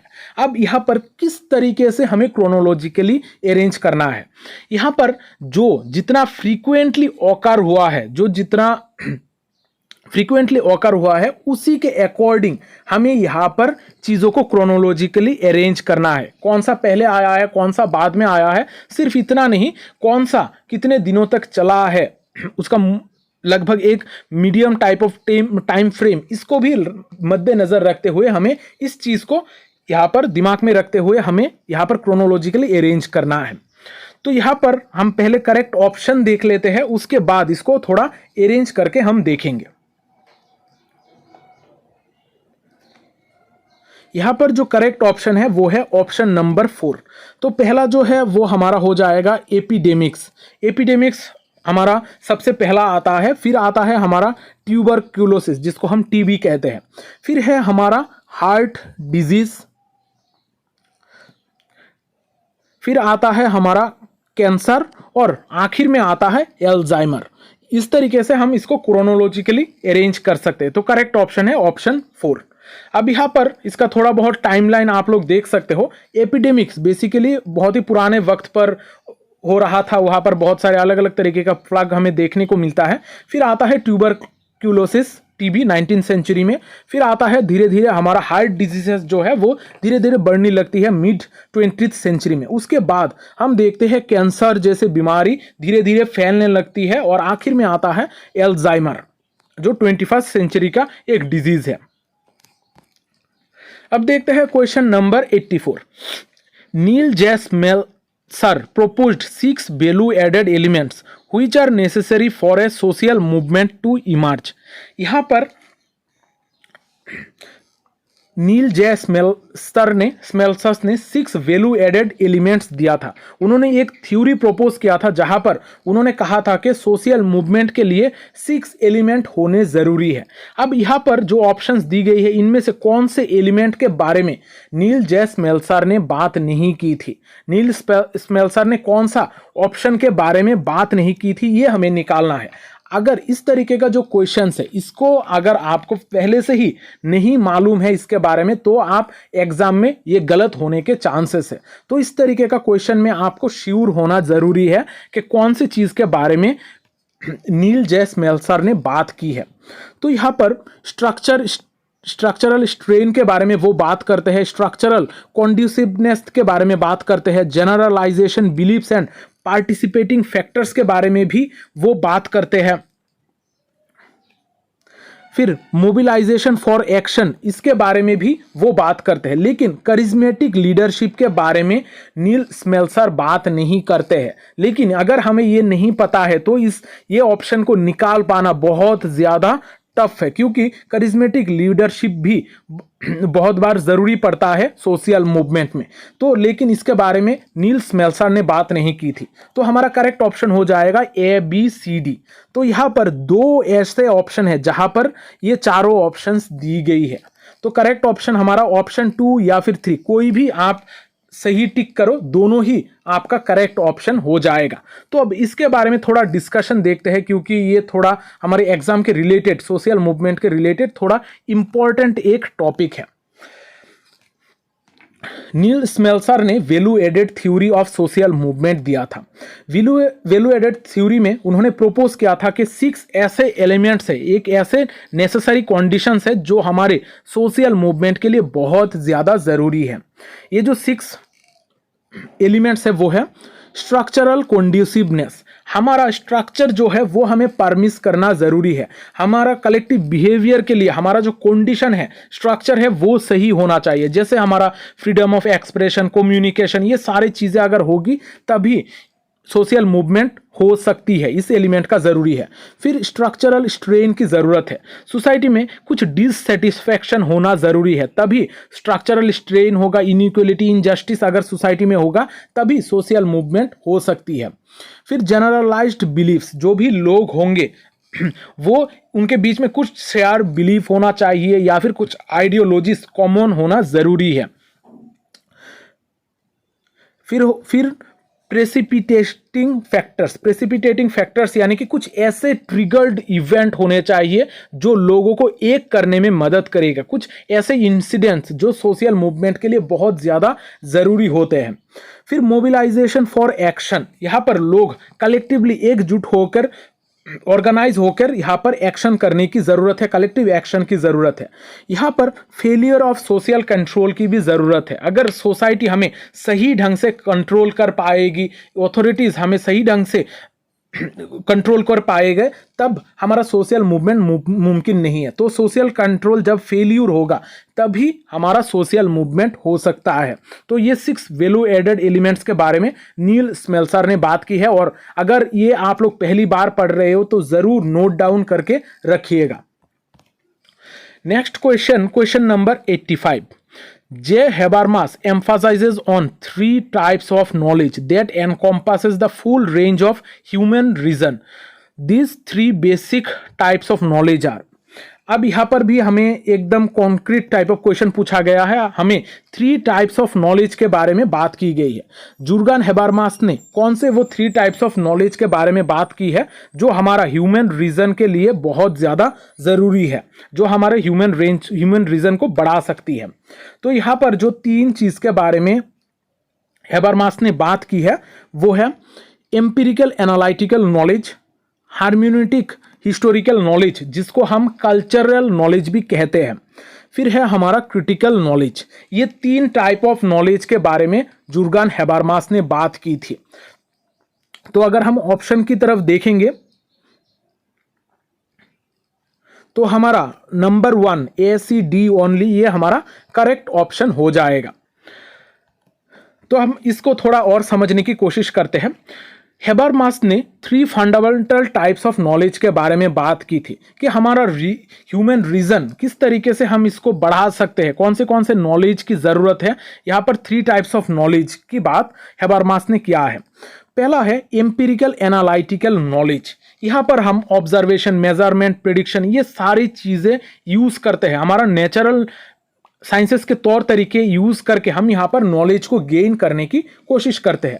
फिर है हमारा हार्मेन्यूटिक हिस्टोरिकल नॉलेज जिसको कल्चरल नॉलेज भी कहा जाता है। हमारे आसपास हिस्टोरिकल क्या क्या घटनाएं घटी है, हमारा वैल्यूज क्या है, हमारा कल्चरल एक्सप्रेशंस क्या है, ये सारी चीज़ें भी बहुत मायने रखता है। इसके द्वारा भी हमारा जो नॉलेज है ये शेप होता है। और आखिरी जो नॉलेज है वो है क्रिटिकल नॉलेज। यहाँ पर जो हमारा फ्रीडम है, फ्रीडम के बारे में हम बात कर सकते हैं, हम क्रिटिकली चीज़ों को सोच सकते हैं। जब हम क्रिटिकली चीज़ों को सोचेंगे तभी हमारा नॉलेज जो है वो धीरे धीरे और भी ज़्यादा डेवलप होगा। और ये हम फंडामेंटल, ये 3 चीज़ें हैं जो हमारे ह्यूमन रीजन को और भी ज़्यादा बढ़ा सकती है।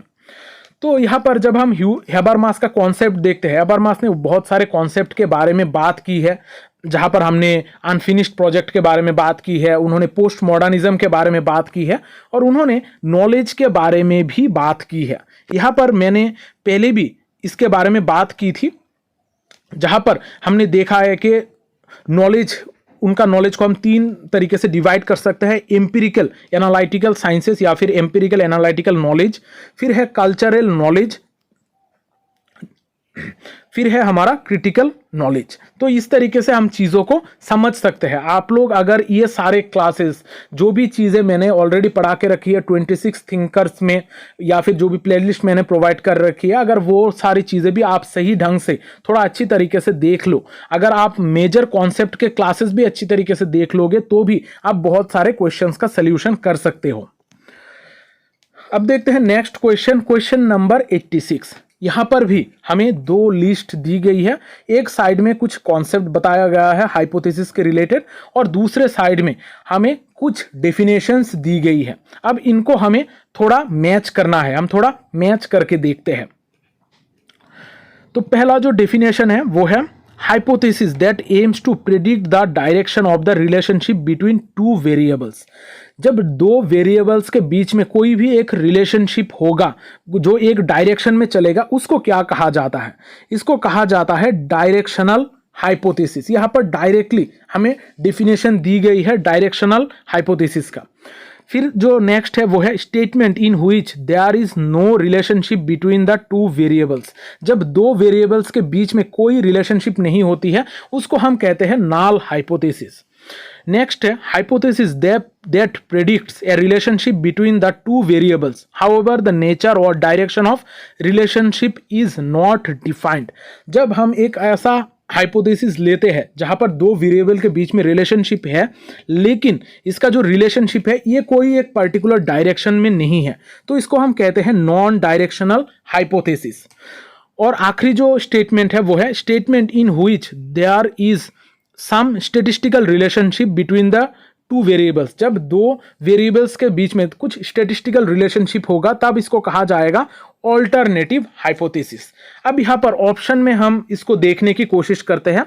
जो थर्ड ऑप्शन है, थर्ड ऑप्शन हमारा करेक्ट हो जाएगा। अगर हम सिर्फ नल हाइपोथेसिस को भी निकाल पाते तब भी हमारा आंसर जो है वो हमारा करेक्ट हो जाता। तो जब भी आप एग्जाम में आंसर करने जाओ तो कोशिश करना जितना ज़्यादा हो सके टाइम को बचाना, क्योंकि अगर आप चारों डेफिनेशन पढ़ के आंसर निकालोगे तो आपको बहुत ज़्यादा वक्त लग सकता है। तो यहाँ पर एक दो ऐसे डेफिनेशन है जो डायरेक्टली दी गई है, अगर हम नल हाइपोथेसिस का डेफिनेशन भी निकाल पाते तो भी हमारा आंसर डायरेक्टली निकल कर आ जाता। तो इस तरीके से अप्रोच को यूज़ कीजिएगा, जितना ज़्यादा हो सके MCQs को प्रैक्टिस करने की कोशिश कीजिएगा। Next question, question number 87। The concept central to the new economic sociology, according to Anthony Giddens, that enables sociologists to reformulate economic issues in sociological term is। अब यहाँ पर एंथोनी गिडेंस के concept के बारे में बात की गई है। एंथोनी गिडेंस ने न्यू इकोनॉमिक सोशियोलॉजी में कौन सा कॉन्सेप्ट को यूज़ किया था। अब अगर यहाँ पर आप लोग देखोगे तो यहाँ पर फैमिली कैपिटलिज्म, ये कैपिटलिज्म का पार्ट है। मैनेजरियल कैपिटलिज्म, ये भी एक कैपिटलिज्म का टाइप है। फिर वेलफेयर कैपिटलिज्म, ये इस कैपिटलिज्म के बारे में, ये भी कैपिटलिज्म का टाइप है, लेकिन इसके बारे में एंथोनी गिडेंस ने बात नहीं की थी। एंथोनी गिडेंस ने बात की थी सोशल एम्बेडेडनेस के बारे में, जो हम उनके कॉन्सेप्ट में पढ़ते भी है। सोशल एम्बेडेडनेस के बारे में एंथोनी गिडेंस ने बात की थी। तो हमारा करेक्ट ऑप्शन हो जाएगा ऑप्शन 2। तो ये जो कीवर्ड्स है इनको थोड़ा याद रखिएगा, कीवर्ड्स के द्वारा हमारा बहुत सारे क्वेश्चन का आंसर निकल के आता है। Next question, question number 88। Who argues that gender is nothing that is done or performed, then it is also something that can be undone when it is used by one group to exert power over other।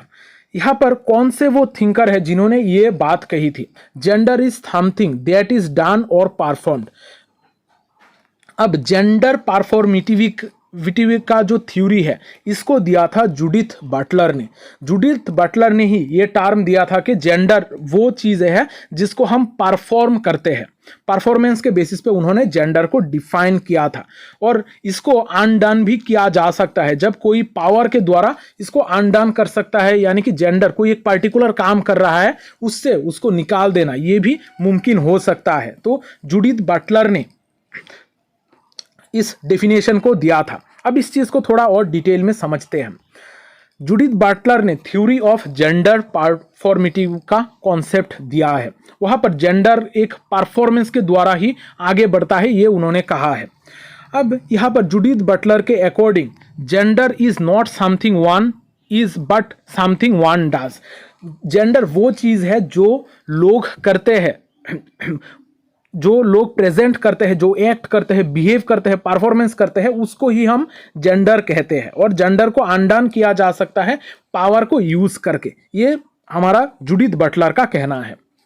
Next question, question number 89। Which one of the following term denoting people whose gender identity and or performance corresponding with that which is assigned gender at birth or according to dominant norms of masculinity and femininity। अब यहाँ पर हमें बताया गया है कि एक ऐसा टर्म जो बेसिकली एक जेंडर को दर्शाता है। यहाँ पर जब हम बाय बर्थ कोई जेंडर को लेते हैं, बाय बर्थ अगर मानो हम मेल या फिर फीमेल है और उसी के अकॉर्डिंग हम अगर हमारी लाइफ टाइम में हम हमारे एक्ट करेंगे, अगर उसी के अकॉर्डिंग बिहेव करेंगे, परफॉर्म करेंगे, तब उसको क्या कहा जाता है? तब इसको कहा जाता है सिसजेंडर। सिसजेंडर यानी कि एक ऐसा कॉन्सेप्ट जहां पर हम जिस तरीके से ही जन्म लिए हैं, जैसे मैं मेल हूं, अगर मैं मेल की तरह ही मेरा लाइफ टाइम में मैं बिहेव करता हूं, उसी के अकॉर्डिंग ड्रेसअप करता हूं, उसी के तरह बिहेवियर करता हूं, तब इसको कहा जाता है सिसजेंडर।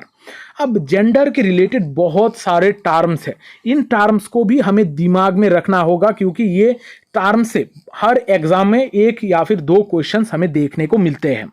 तो यहाँ पर कुछ टर्म्स है जिनसे हमें एग्जाम में क्वेश्चन पूछी जाती है। सिसजेंडर एक ऐसा कॉन्सेप्ट है जहां पर हमारे नॉर्मल जेंडर आइडेंटिटी की बात की जाती है। जिस तरीके से हमारा जन्म हुआ है, जिस सेक्स के अकॉर्डिंग हमारा जन्म हुआ है, उसी के अकॉर्डिंग अगर हम बिहेव करेंगे तब उसको कहा जाएगा सिसजेंडर। फिर आता है ट्रांसजेंडर। ट्रांसजेंडर में इसका ऑपोजिट होता है, जिस तरीके से हमारा जन्म हुआ है, जिस सेक्स के द्वारा हम असाइंड है, और उसके ऑपोजिट में अगर जाकर हम बिहेव करेंगे, जैसे मैं मेल हूं, अगर मैं फीमेल की तरह बिहेव करूंगा, तब इसको कहा जाएगा ट्रांसजेंडर। जेंडर फ्लूइड, अगर किसी पर्सन का जेंडर अगर over the period of time change होता रहता है, कंटिन्यूअसली शिफ्ट होता रहता है, इसको कहा जाता है जेंडर फ्लूइड। फिर है एजेंडर, अगर किसी भी इंसान को उसका जेंडर के बारे में पता नहीं है या फिर वो जेंडर न्यूट्रल है, उसको कहा जाता है एजेंडर। Next concept बाईजेंडर। बाईजेंडर, अगर किसी भी एक इंसान में दो अलग अलग तरीके का जेंडर आइडेंटिटीज है, तब उसको कहा जाएगा बाईजेंडर। वो एक ही सेम टाइम में अगर दोनों जेंडर उसके अंदर है, या फिर वो स्विच करके दोनों जेंडर में जा रहा है, तब उसको कहा जाता है बाई जेंडर। यहाँ पर दोनों जेंडर के द्वारा ही एक इंसान आइडेंटिफाई किया जा सकता है। फिर है जेंडर क्वीर। जेंडर क्वीर एक ऐसा कॉन्सेप्ट है जहां पर बेसिकली जो लोग होते हैं इसके अंदर, वो लोग ट्रेडिशनल जेंडर डिस्टिंक्शन या फिर आइडेंटिटी को नहीं मानते हैं, वो लोग जेंडर को लेकर फ्लेक्सिबल या फिर फ्लूइड रहते हैं। फिर है इंटरसेक्स। एक इंसान जिस फिजिकल कैरेक्टरिस्टिक्स के द्वारा उसका जन्म हुआ है, अगर उसको हम किसी भी एक पर्टिकुलर जेंडर में रिलेट नहीं कर पाते, उसको ना ही हम मेल कह सकते हैं ना ही उसको फीमेल कह सकते हैं, अगर इस तरीके का एक सिचुएशन फिजिकल कैरेक्टरिस्टिक्स के साथ किसी का जन्म हुआ है, तब उसको कहा जाता है इंटरसेक्स। और जो आखिरी कॉन्सेप्ट है वो है जेनोजेंडर। जेनोजेंडर एक ऐसा कॉन्सेप्ट है जहां पर हमारा ट्रेडिशनल बिलीफ पैटर्न जो है, जो हम बेसिकली मेल और फीमेल के साथ जोड़ते हैं, उससे बाहर जाकर अगर अलग कोई मेटाफोर यूज करके हम ह्यूमन एक्सपीरियंसेस को समझाते हैं, उसको कहा जाता है जेनोजेंडर। यानी कि ना ही वो मेल है ना ही वो फीमेल है, लेकिन उससे बाहर जाकर प्रकृति से और भी कोई चीज़, जैसे कोई पशु पक्षी का कैरेक्टरिस्टिक्स उसमें है या फिर कोई भी जानवर का कैरेक्टरिस्टिक्स उसमें है, अगर इस तरीके का चीज़ें देखी जाती है, अगर हम उसको अलग एक मेटाफोर के द्वारा उनको डिनोट करते हैं, तब उसको कहा जाता है जेनोजेंडर। यहाँ पर जो भी जेंडर रिलेटेड मैंने टर्म पढ़ाए हैं, इनको थोड़ा नोट डाउन कर लीजिएगा, और इनसे एग्जाम में क्वेश्चन पूछे जाते हैं। इसको ज़रा भी लाइटली मत लीजिएगा, थोड़ा फोकस करके इनको समझकर पढ़ने की कोशिश कीजिएगा और नोट डाउन भी कर लीजिएगा। Next question, question number 90, group the factors influencing educational attainment. कौन सा वो फैक्टर है जो हमारा एजुकेशनल अटेनमेंट को इन्फ्लुएंस करता है, यानी कि एजुकेशन में कौन सा चीज़, कौन सा फैक्टर हमें इन्फ्लुएंस कर सकती है। पहला जो ऑप्शन है वो है फूड हैबिट। हमारा फूड हैबिट, हम किस तरीके का एजुकेशन लेंगे ये हमें नहीं बताता है। अलग अलग लोगों का फूड हैबिट डिफरेंट होता है, लेकिन एजुकेशन अटेनमेंट का फूड हैबिट का कोई लेन देन नहीं है। सोशल क्लास के द्वारा हम इन्फ्लुएंस हो सकती है। अगर कोई हायर क्लास का इंसान है तो उसका एजुकेशन अलग तरीके का होगा, अगर वो कोई लोअर क्लास का है उसका एजुकेशन का सिचुएशन अलग होगा। फिर हाइट ऑफ द इंडिविजुअल, किसी का हाइट हमें ये नहीं बता सकता है कि उसका एजुकेशन किस तरीके से होगा। The quality of school, school का क्वालिटी हमें डिसाइड कर सकते हैं कि हमारा एजुकेशन किस तरीके का एजुकेशन मिलेगा। जैसे अगर कोई रूरल एरिया में गवर्नमेंट स्कूल है, वहाँ पर आपका स्कूलिंग का क्वालिटी इतना बेहतर नहीं होगा, लेकिन अगर आप मेट्रोपॉलिटन सिटी में एक बड़े प्राइवेट यूनिवर्सिटी में या फिर कॉलेज में पढ़ रहे हो, स्कूल में पढ़ रहे हो, तो वहाँ पर आपका एजुकेशन एक अलग लेवल का होगा। जेंडर भी एजुकेशन के साथ जुड़ा हुआ है। हमारा इंडिया में हम खास करके देखते हैं कि जो महिलाएं हैं, महिलाओं को इतना ज़्यादा एजुकेशन लेने में का अधिकार नहीं दिया जाता है। बहुत सारे ऐसे भी जगह है, ऐसे भी ग्रुप्स है जो आज भी महिलाओं को पढ़ाना नहीं चाहते हैं। वो लोग समझते हैं कि महिला पराये धन है, उनको हम शादी दे देंगे तो हमें मुक्ति मिल जाएगी। तो इस तरीके का कॉन्सेप्ट लेकर आजकल भी इंडिया में बहुत सारे जगहों में हमें देखने को मिलता है। तो जेंडर्स के साथ हमारा एजुकेशन अटेनमेंट का भी बहुत ज़्यादा रोल है। तो इसी वजह से ये सारे जेंडर के रिलेटेड एजुकेशन के साथ जो रोल है, इस इन्फ्लुएंस होने के वजह से ही आजकल हम देखते हैं कि महिलाओं को संरक्षण दी जा रही है। महिलाओं के लिए बहुत सारे अलग अलग तरीके का स्कीम्स भी गवर्नमेंट के द्वारा लाई जा रही है। तो यहाँ पर अगर हम करेक्ट ऑप्शन की तरफ देखेंगे BDE, तो नंबर 1 जो है, ऑप्शन 1 जो है, ये हमारा करेक्ट ऑप्शन हो जाएगा। तो इस तरीके से हम एग्जाम में बहुत ही सिंपल तरीके का भी क्वेश्चन होता है, बहुत टफ तरीके का भी क्वेश्चन है, इनको हम सॉल्व कर सकते हैं। अब बाकी के जो हमारा 10 क्वेश्चंस है, ये हमारा कॉम्प्रिहेंशन टाइप ऑफ क्वेश्चन है। यूजीसी नेट में 10 ऐसे क्वेश्चन पूछे जाते हैं जो कॉम्प्रिहेंशन बेस्ड होते हैं, लेकिन अगर आप कॉम्प्रिहेंशन अच्छी तरीके से पढ़ोगे तो ये 10 क्वेश्चन को बहुत आसानी से आंसर कर सकते हो। और बहुत सारे ऐसे भी आंसर होते हैं जो आपको पैसेज भी पढ़ना नहीं पड़ेगा। अगर पहले आप क्वेश्चन देख लेते हो तो डायरेक्टली आपको पता चलेगा। अब यहाँ पर जो पैसेज दी गई इसको मैं डिटेल में नहीं पढ़ूंगा क्योंकि इसमें बहुत ज़्यादा वक्त लग सकता है। आप लोग थोड़ा इसको पढ़ के आंसर करने की कोशिश कीजिएगा। मैं सिर्फ आंसर्स जो है इनको थोड़ा एक्सप्लेन करने की कोशिश करूंगा। अब यहाँ पर ये जो कॉम्प्रिहेंशन है, ये बेसिकली ग्लोबलाइजेशन के बारे में बात कर रहा है। ग्लोबलाइजेशन में कम्युनिकेशन और टेक्नोलॉजी में क्या चेंजेस आ रहे हैं, लोगों के लाइफस्टाइल में क्या चेंजेस आ रही है, इसके ऊपर ये एक पैसेज दी गई है। तो यहाँ पर क्वेश्चन नंबर 91 जो है, यहाँ पर पूछा गया है, which one of the following not a weakness of segmental approach of globalization। segmental approach of globalization यानी कि जब हम अलग अलग सेगमेंट में अलग अलग कैरेक्टरिस्टिक्स के द्वारा ग्लोबलाइजेशन को समझने की कोशिश करते हैं, उसको कहा जाता है सेगमेंटल अप्रोच। यानी कि ग्लोबलाइजेशन को अलग अलग सेगमेंट में हम यहाँ पर डिवाइड कर देते हैं। अब यहाँ पर नीचे में से कौन सा हमारा सेगमेंटल अप्रोच का वीकनेस नहीं है? हिस्टोरिसिटी ऑफ ग्लोबलाइजेशन, ये हमारा करेक्ट ऑप्शन है। ये हमारा सेगमेंटल अप्रोच ऑफ ग्लोबलाइजेशन का वीकनेस नहीं है। और इसके बारे में अगर आप डिटेल पैसेज में पढ़ोगे यही आंसर निकल के आएगा। फिर next question, the emergence of a new society is based on the structural transformation of. New society का ट्रांसफॉर्मेशन, स्ट्रक्चरल ट्रांसफॉर्मेशन जो होगा, यहाँ पर कौन सी चीजें हमें देखने को मिलता है? हमारा करेक्ट ऑप्शन क्या है? तो यहाँ पर अगर आप पैसेज में देखोगे तो पैसेज में यहाँ पर 2 करेक्ट ऑप्शन इस ऑप्शन में से हमें निकलते हुए देखने को मिलता है। तो करेक्ट ऑप्शन है ऑप्शन 3, कल्चर एंड पॉलिटी, और दूसरा है इकोनॉमी, पॉलिटी एंड कल्चर। ये दोनों ऑप्शन ही हमारा सही हो जाएंगे। Next question, question number 93, Which one of the following is a consequences of the process of globalization in India? नीचे में से कौन सा हमारा इंडिया में ग्लोबलाइजेशन का प्रोसेस का कॉन्सिक्वेंसेस नहीं है? अब इसको हम डायरेक्टली आंसर कर सकते हैं, इसके लिए हमें पैसेज की ज़रूरत नहीं है। Increased incidences of leisure time activities, globalization के वजह से हम ये चीज़ देखते हैं, आजकल लोग बहुत ज़्यादा घूमने फिरने जाना चाहते हैं, लेजर टाइम एक्टिविटीज़ बहुत ज़्यादा करना पसंद करते हैं। मार्केटिंग ऑफ कल्चरल प्रोडक्ट्स भी देखी जा सकती है। इंक्रीज्ड सोशल वैल्यूज़ भी हमें देखने को मिलती है।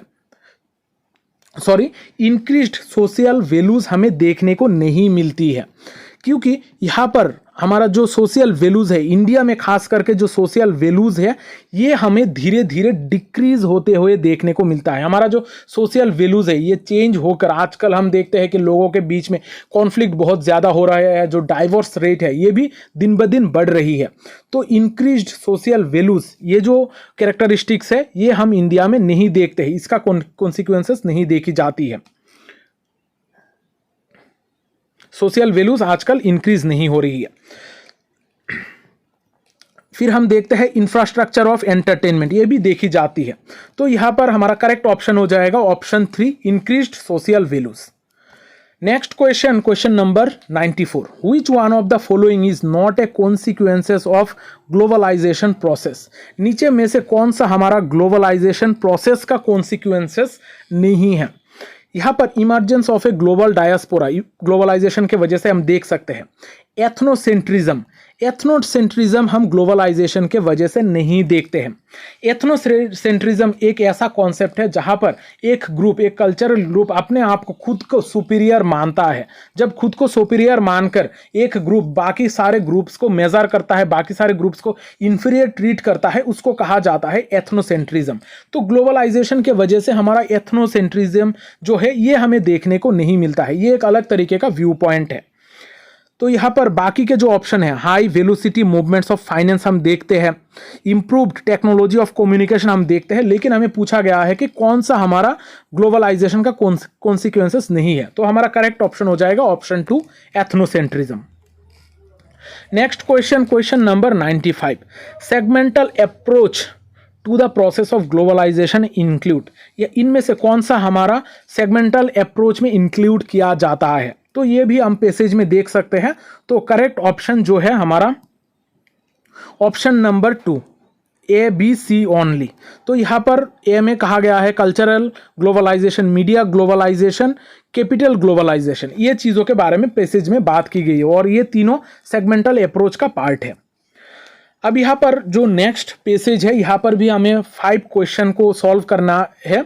इस पैसेज में हमें 2 रूरल प्लानिंग के अप्रोच के बारे में बात की गई है। एक है इम्प्रूवमेंट अप्रोच और दूसरा है ट्रांसफॉर्मेशन अप्रोच। इम्प्रूवमेंट अप्रोच यानी कि जब एग्रीकल्चर को, अर्बन प्लानिंग के वक्त पर जब एग्रीकल्चर को डेवलप करने की, इम्प्रूव करने की बात की जाती है, वो है इम्प्रूवमेंट अप्रोच।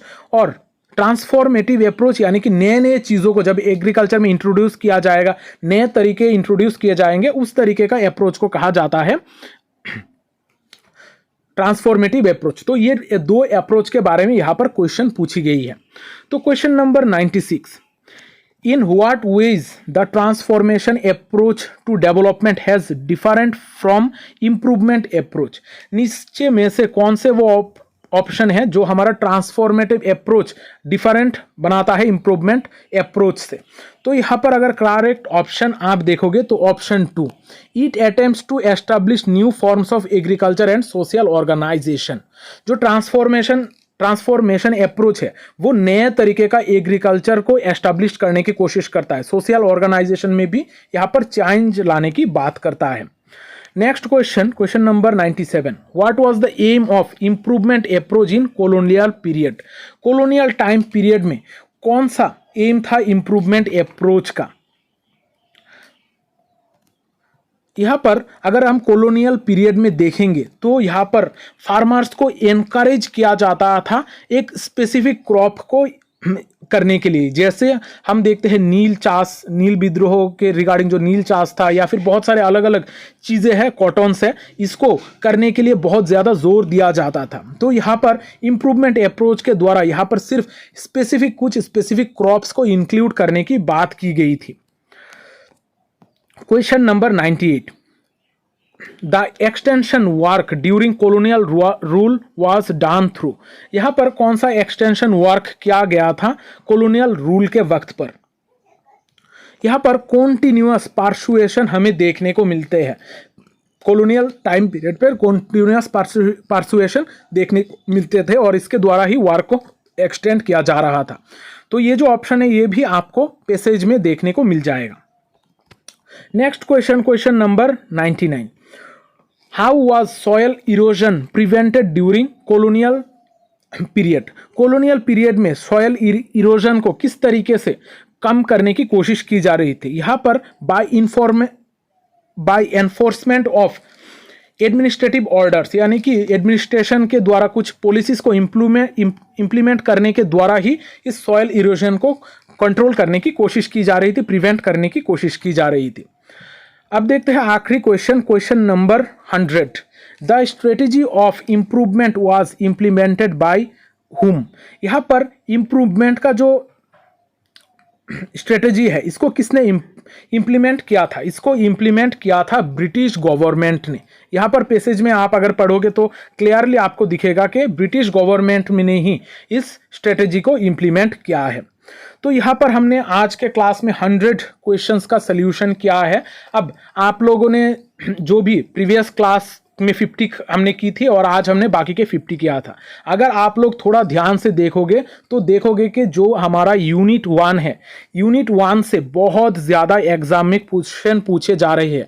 तो मैंने जो क्लास कराया था कि किस तरीके से हमारा एग्जाम को प्रिपेयर करना चाहिए, वहाँ पर भी मैंने बार बार आप लोगों को बताया है कि यूनिट 1 और यूनिट 3 सबसे इंपॉर्टेंट यूनिट्स है। ये दोनों यूनिट्स से बहुत ज़्यादा क्वेश्चन आते हैं और यूनिट 1, 2, 3 ये तीनों मिलाकर लगभग 50% क्वेश्चन आपको देखने को मिलेगा। तो ये तीनों यूनिट्स को बहुत अच्छी तरीके से पढ़िएगा और फाउंडेशन ऑफ सोशियोलॉजी जो मैंने प्लेलिस्ट बना के रखी है वहाँ से भी बहुत ज़्यादा क्वेश्चंस एग्जाम में पूछे गए हैं। तो फाउंडेशन ऑफ सोशियोलॉजी का जो प्लेलिस्ट है इसको भी बहुत अच्छी तरीके से फॉलो कीजिएगा, यहाँ से भी बहुत सारे क्वेश्चंस मिल रहे हैं। तो ये जो 4 प्लेलिस्ट है इनको पढ़ना मैंडेटरी है और ये बहुत ही हेल्पफुल है आपके एग्ज़ाम के लिए।